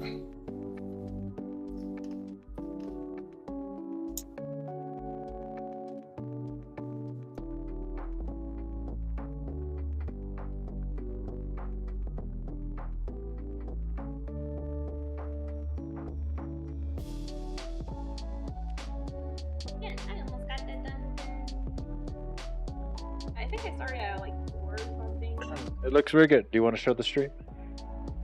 Nope. There she does. If it's showing me her artwork. He's doing a Miles Morales and Spider-Gwen piece.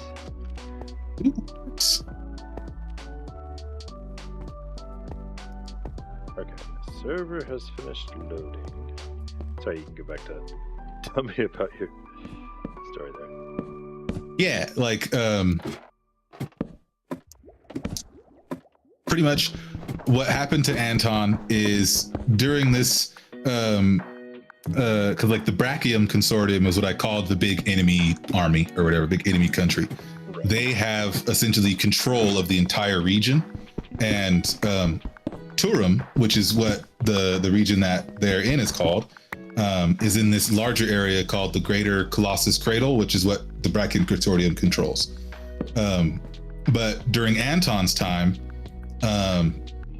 a matriarch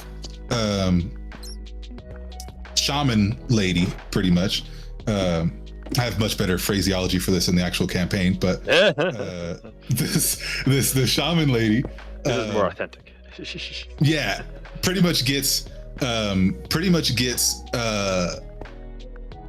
temporarily like lichified to push out these invaders, and throughout the old-timey conquest, she essentially struck such a fear in the Brachium Consortium that they stayed out of the region for 4,000 years. And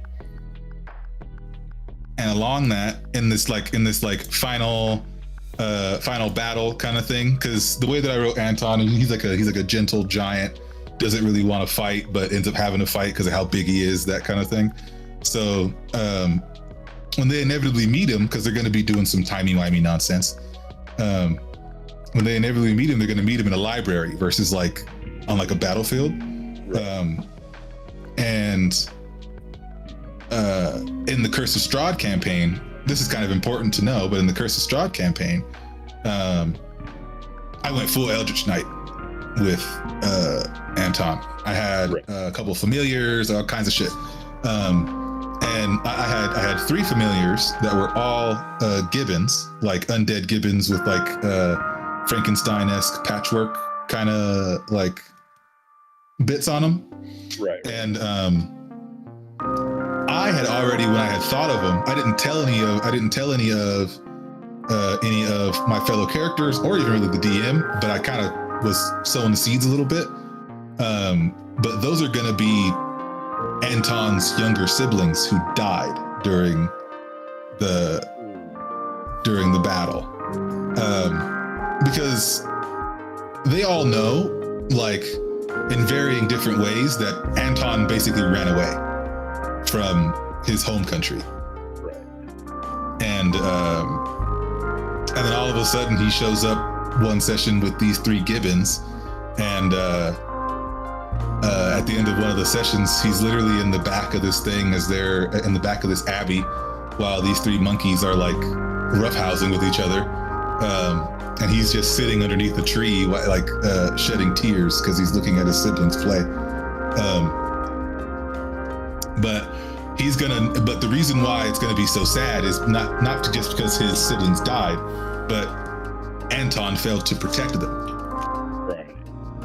Yeah, and that's going to be a pretty big moment in the campaign when they find that out. It's still a ways off quite yet, because right now they haven't even learned that the Brachium Consortium is starting to come back, because they don't think that this shaman lady's around anymore.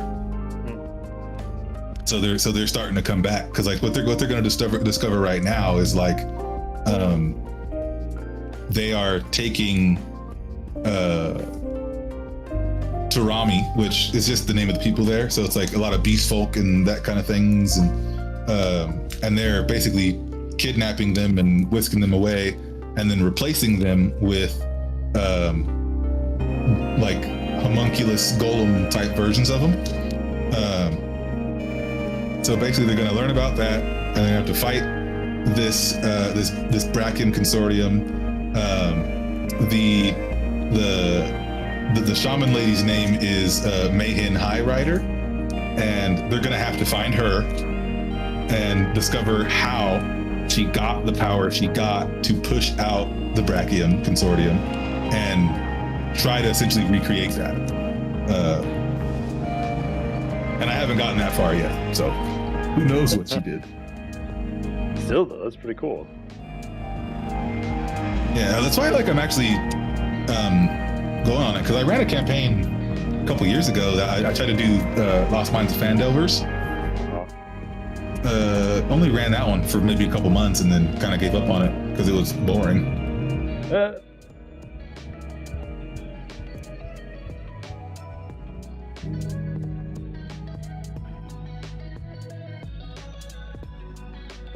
it sounds like you've got a really well fleshed out experience going on there. Mm-hmm. I'm definitely trying to. It was a little rough. It was a little rough starting for sure, because it's the first homebrew campaign I've ever written or anything like that. So having to learn that was a whole different thing. I basically was writing a story and telling them a story, and then I kind of had to switch it up to be like, okay, so how are they going to interact with the story? Right. Let's see, I need. Oh, well, look who it is. Here we go. Indeed. Welcome, Sage. What's up? It's been too long. Indeed, it has, lol. It's been 12 centuries. Who's counting? Well... no. So to give you an update, Cody, I fixed the storage issue. Uh-huh. Only to discover a worse issue. Oh? Plugin component problems. Ew. So, Discord SRV, the JavaScript plugin Uh-huh. that makes it so that Agent Smith can do the authentication piece, for whatever reason, is throwing DNS errors when it actually has the bot code and channel codes, channel links plugged into it. So I updated the plugin. I went and got the new jar file from their GitHub, plugged that in there, same problem. I blew away the configs and let it regenerate the configs, and then update it and then put the information back in there, same problem. So I pulled the plugin out and just tried to authenticate with nothing stopping it, and it's giving problems. It's throwing an error saying that there are no authentication servers, which I'm like, why should that matter? You're just operating under non-whitelist mode. You should just let people in. But it's like it can't verify my username is the problem, and I don't know where that setting is. I'm looking through the server.properties and whatnot, trying to figure out why that would be the case. Because as far as I'm aware, the only thing that's doing gatekeeping was Discord SRV.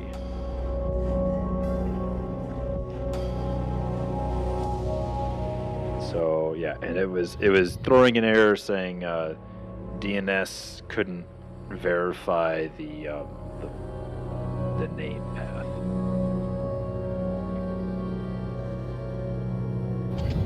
So essentially your security plugin had a massive aneurysm. More or less, yeah.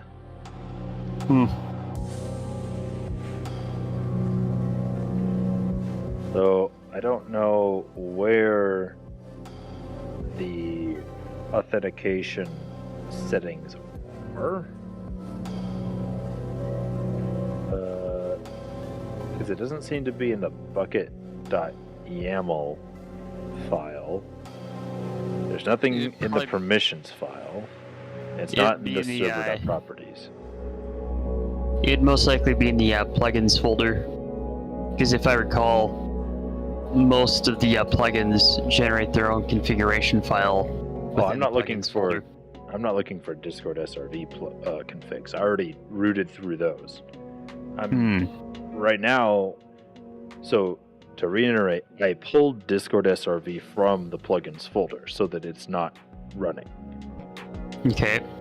And when I try to connect to the server without it, I get an authentication error saying that there are no authentication servers.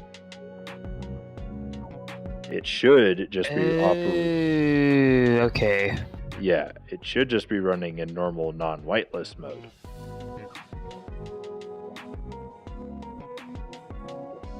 But I'm wondering if that one change that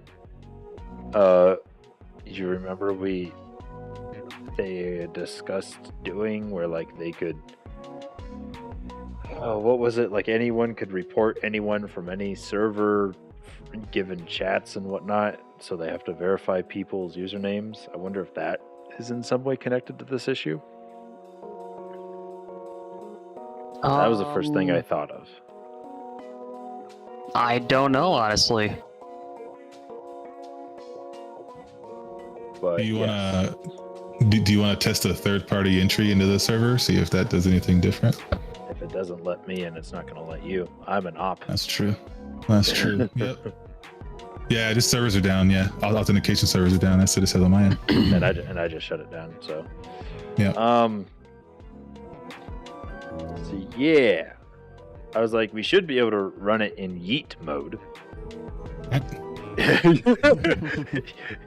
Just yeehaw, or at the very least turn on white. So what happens if I turn on whitelist mode? Let's see here. Whitelist. True.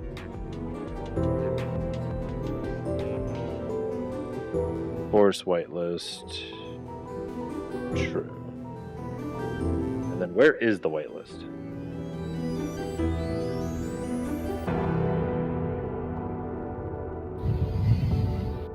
There it is. Okay, so I'm already in there. So I should be able to mess with things. Let's punch this bad boy one more time. So, yeah. I forget, lol, did you play Risk of Rain? Yes. If this doesn't work, would Yeah, I'm down. I would say, if this doesn't work, would you like to play the craziest version of Risk of Rain? Oh, yes. It's like a Oh. version. Oh, yes. Cody, I beat Mithrax last night. Who? As who? Yeah. Goku? Yes, Goku. Nice.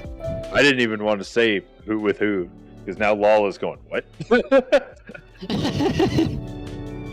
So Mithrax is the Destiny guy, right? You are correct. However, when was the last time you played Risk of Rain? A couple weeks ago, actually. Okay. So, Mithrax was the endgame boss on the moon that they released when it launched out of beta. Yeah. So, you are correct. There is a character in Destiny called Mithrax, but this is also the boss in in Risk of Rain. Oh yeah, that like very very end boss. Yeah, That he you have takes to- your that items. that and you don't whatnot. even get to on the easier difficulties. Yes. Yeah, I do remember that. Yeah, I know what you're talking about. So, while we're prepping this, you might want to download R2 Modman. Romeo number 2 Modman. All one. Yeah, all one word.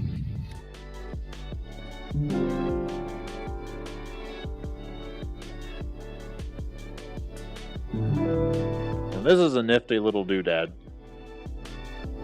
where we'll be able to send you a code, and it's a mod profile, and you'll be able to just paste that in and synchronize all the mods Oh, okay. to what we have. So, Yeah. so I'm doing the mod manager, not the manual download. I only caught half of what you said there. I'm doing the mod manager, not the manual download. Yeah. R2 Modman. Should be a... Yeah, I'm on I the don't site. know. They just have like a mod manager installed and like a manual download. I guess it would have to be the manual because this is the mod manager. No. Huh. We'll see. We'll see what happens. Yeah.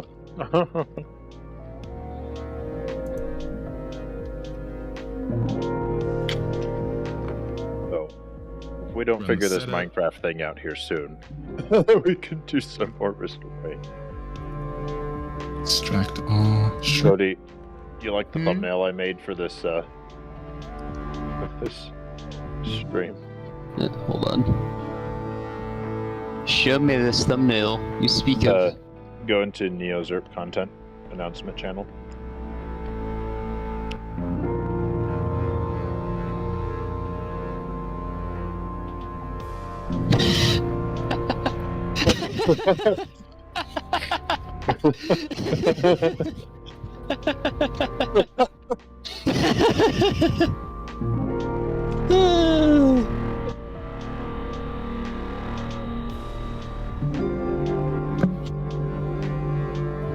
I thought that was pretty good.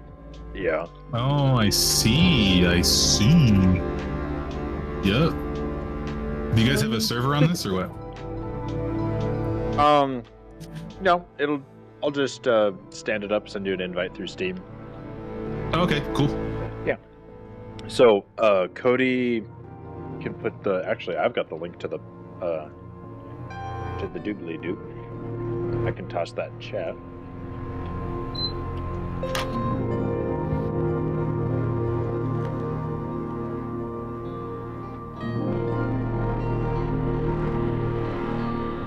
Or be at the chat. Let's see here.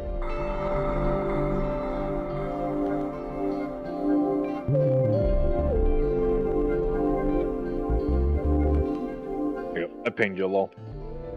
So, when it gets installed, I can walk you through how to get that installed. Yeah, I have the app open. Okay. So you focused it to Risk of Rain? I am right now. Okay. Once you've hit select game on Risk of Rain and you tell it you're on Steam. Right. Let me know where you are.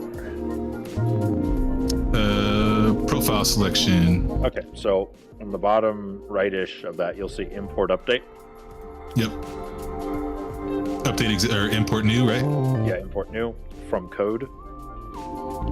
And then pop that code in there. Indeed.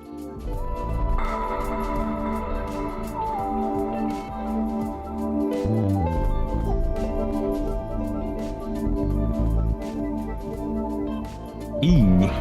Failed to import profile. Request failed with status code 404. Looks like it wasn't found. I'll just actually type it in manually versus copy pasting. No, it could be because that code's from like last night. So. Oh, okay. Might have to like make a new code.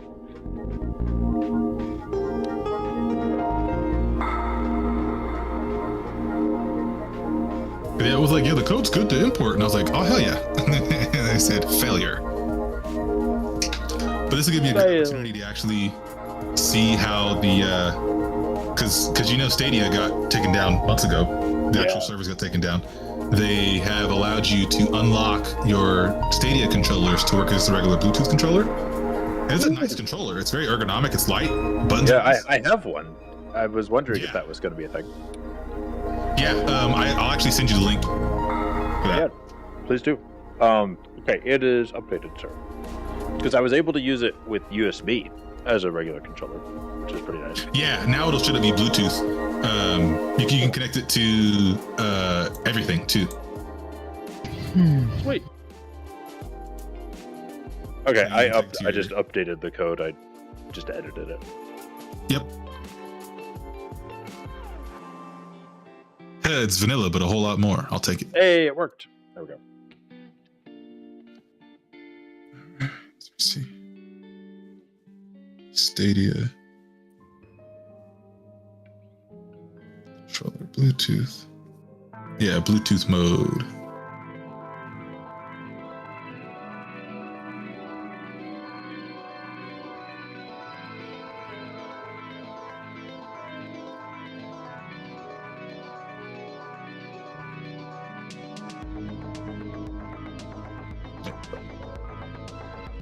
You will have to charge your Stadia controller though, so if it's dead, it won't do it. But yeah, I've actually kept it charged. I did not. I put mine back in the box and it was there for a year. Huh. No, I was actually using it as a regular controller for that purpose to like test it for different things. Yeah, because I have the Logitech wireless, which is not honestly a very ergonomic controller. It's pretty shitty, but I've been using that one. I haven't thought about using the Stadia one until I got an email from Google, and they were like, "You can unlock your Stadia in the Bluetooth mode." And I was like, "What?" They told me about that. It got lost in the emails. Dude, it's weird about how much Google tells me compared to what they tell everybody else. Like, not in like a I'm special way, but I don't like. I got my Stadia and shit from Google for free. Me too. Yeah, they just gave me that shit, and they kept offering me other shit, and I was like, no, I'm okay. They offered me like 2 or 3 different Chromecasts. They gave me 3 months of Stadia, the Chromecast Ultra, and the Stadia controller for being a YouTube Premium subscriber. Yeah. Yeah. So it wasn't just me. I wonder if it was just people that live in Washington. I wonder. Because I still have my Washingtonian phone number. But if they're like, this guy's in our target demographic. The only reason I took him up on it is because it came with the Chromecast. It's my favorite utility. Yeah. I use it almost daily. And now I have the Google TVs because my Chromecast, the one they sent me, barely works. Really? That thing works like a charm for me. It barely works because of me. Oh, what'd you do to it? Well, the TVs that I had it plugged into, the only HDMI port available was the third one on the side of the TV. So it wouldn't bend the way it wanted you to. It wanted it to. So the connections aren't great. But I use it in here in the office for when I'm doing stuff in here. We have Google TVs in all the other rooms with the remotes and stuff. I got you. I love them for the casting and whatnot. Like, yeah, so handy. And you can still cast with the Google TV ones too. Nope, authentication servers are down. Damn.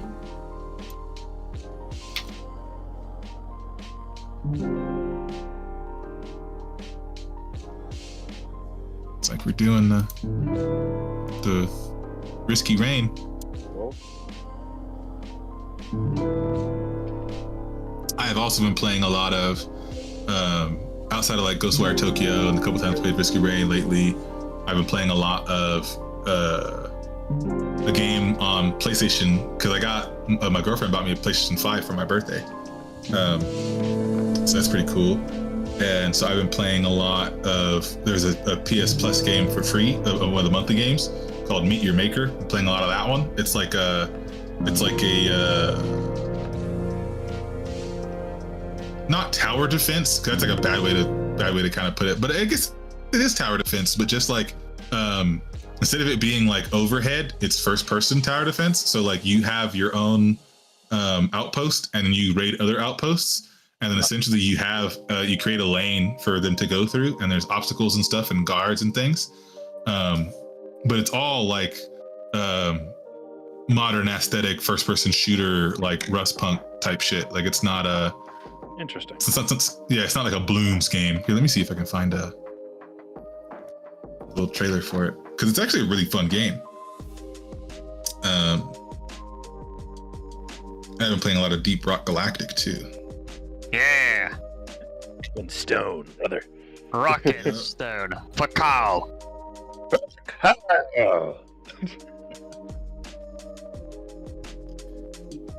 Let's see here. Oh yeah. Tell you what, Deep Rock Galactic works when that does.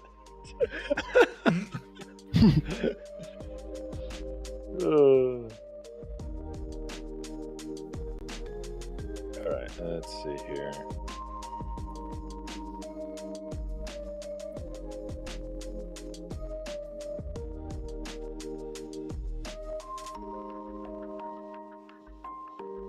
Okay. You have a channel I can post links to, like YouTube links and shit?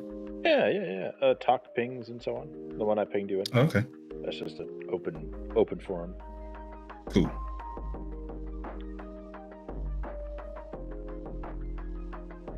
But yeah, that's the reveal trailer for Meet Your Maker.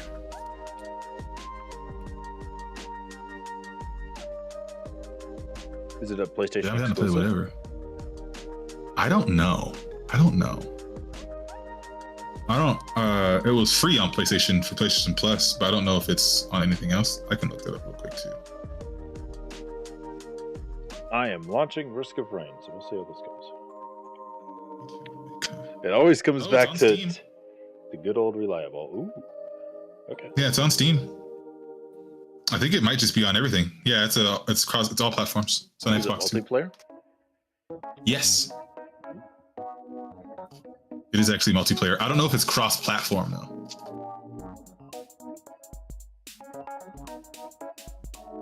Oh, I gotta open Steam. Shit.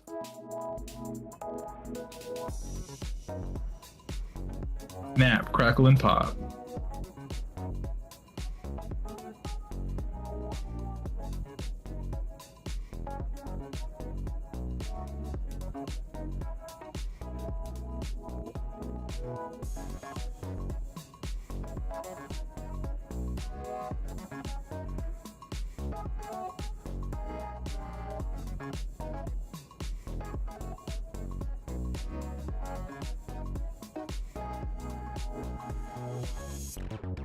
This looks like Warframe merged with Halo Forge. I can see that. I can definitely see that.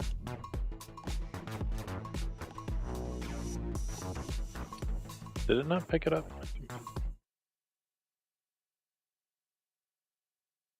Oh. There.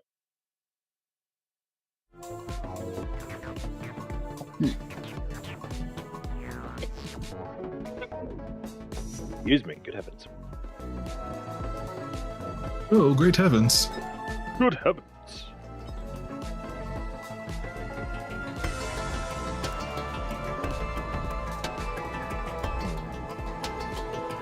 I don't even see you on Steam. Lol, are you set to invisible? Maybe. I should be, though. I do that all the time, so it's like... Details. Oh no, I'm online. Yeah.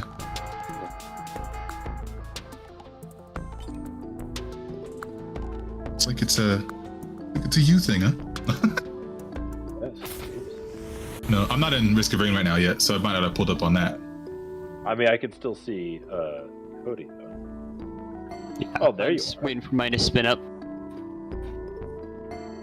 Yeah, there it is. Got it now.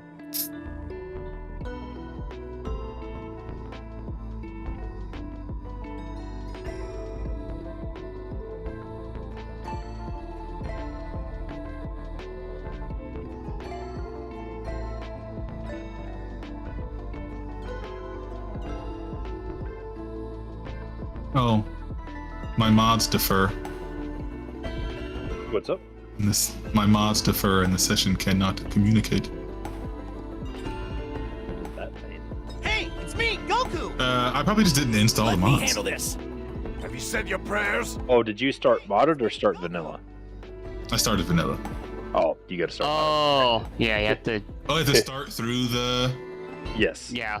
Okay. Yeah, I can do that.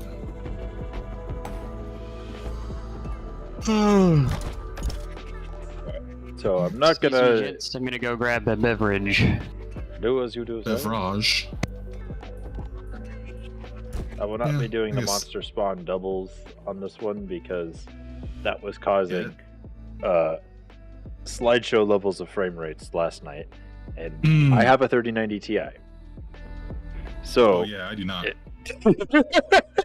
if I'm getting slideshows with that, Yeah, but I do have like a pretty good Lenovo.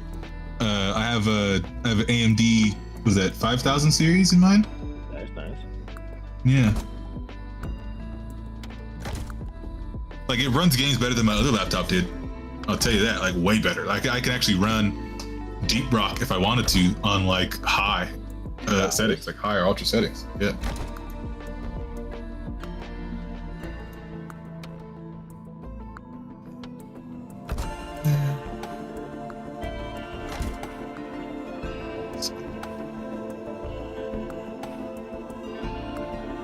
Six available mod updates. Do I update those?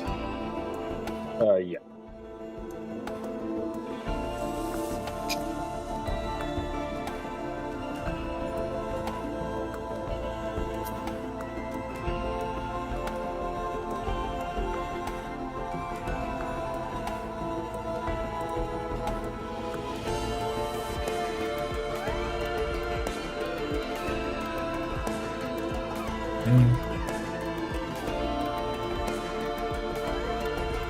Start modded.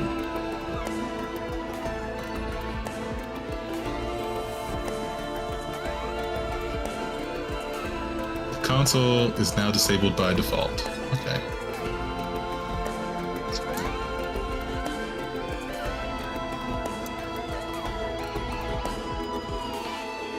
Oh, and then it opens like a secondary window to see what's what. That's fine.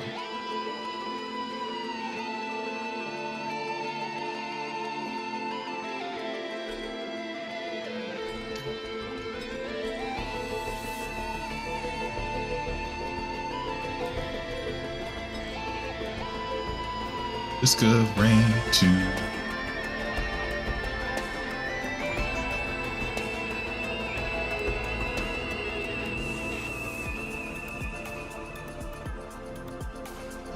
yeah, my mom came in pretty clutch for my surgery because they had to inflate the right side of my abdomen. So I was gonna have a lot of just generalized pain that pain medication would not help with. Like they said that pain medication wouldn't help with it.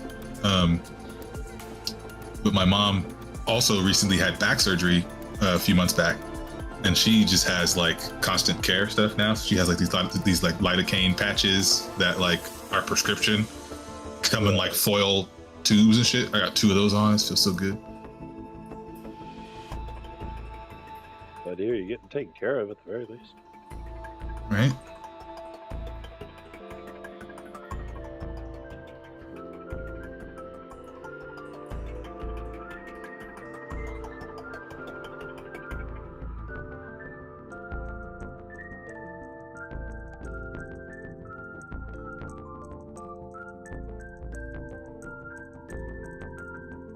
That. Love it.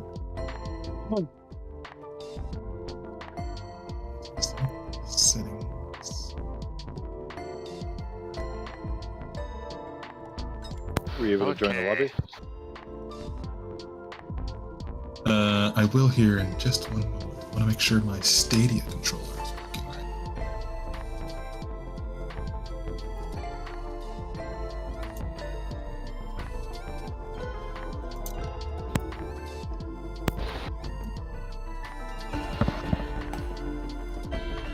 I'll crush them!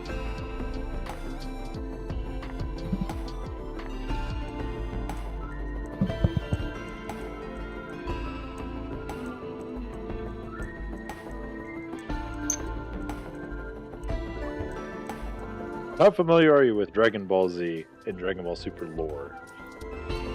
Me? Oh, intimate. Okay. I've seen it all. I'm caught up on the manga and everything. I'm still doing that. Well, looks like I'm more caught up than you. Deal. Send me another invite real quick. Oh no, I think I must hop on. Yeah, you should do it. There he is.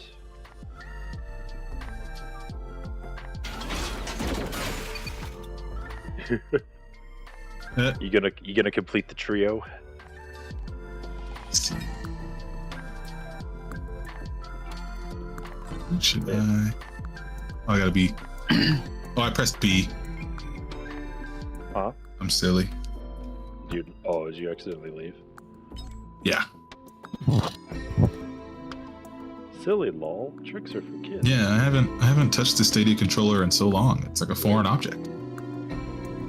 I don't know how this is gonna be playing on a Stadia controller because this mod ends up using keybinds that you might not have access to. Oh. As a fair warning. Or it might end up working really, really good for you. But yeah. We'll see. What's it So like to are me? you gonna play Trunks? Yeah. We'll play Trunks. And it's future Trunks too. So one thing under utility, you're gonna want to switch that. Make sure it's on key charge. Okay. Otherwise, everything else kind of sucks. It's like not having me join. Oh, are you like just loading forever or something? Yeah, I'm on a black screen right now. I'm gonna reload her up. Okay. Oh, there you go. Now you left. There's just an engineer sitting in the background, even though you're not here.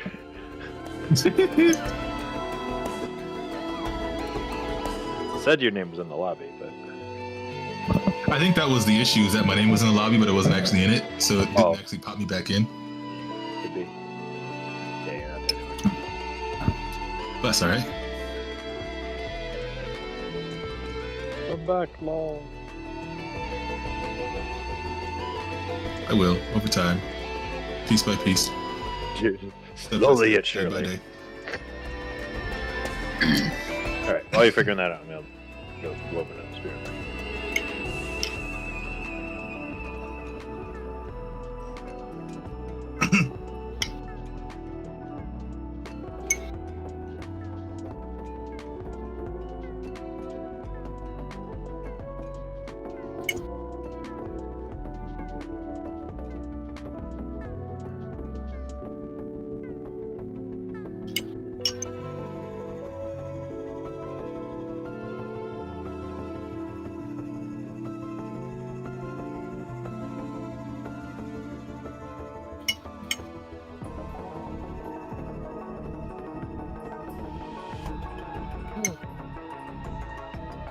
Alright, I am back. And now, because we're going to play games, but we're not going to play Minecraft, I'm going to sign off. So, I hope you all enjoyed the stream. I will be back later. Subscribe for more of this lovely content. And if you didn't watch this stream, I'll probably chop up the highlights and put it on my channel. So, get subscribed for that too. Like this video. Usurp away!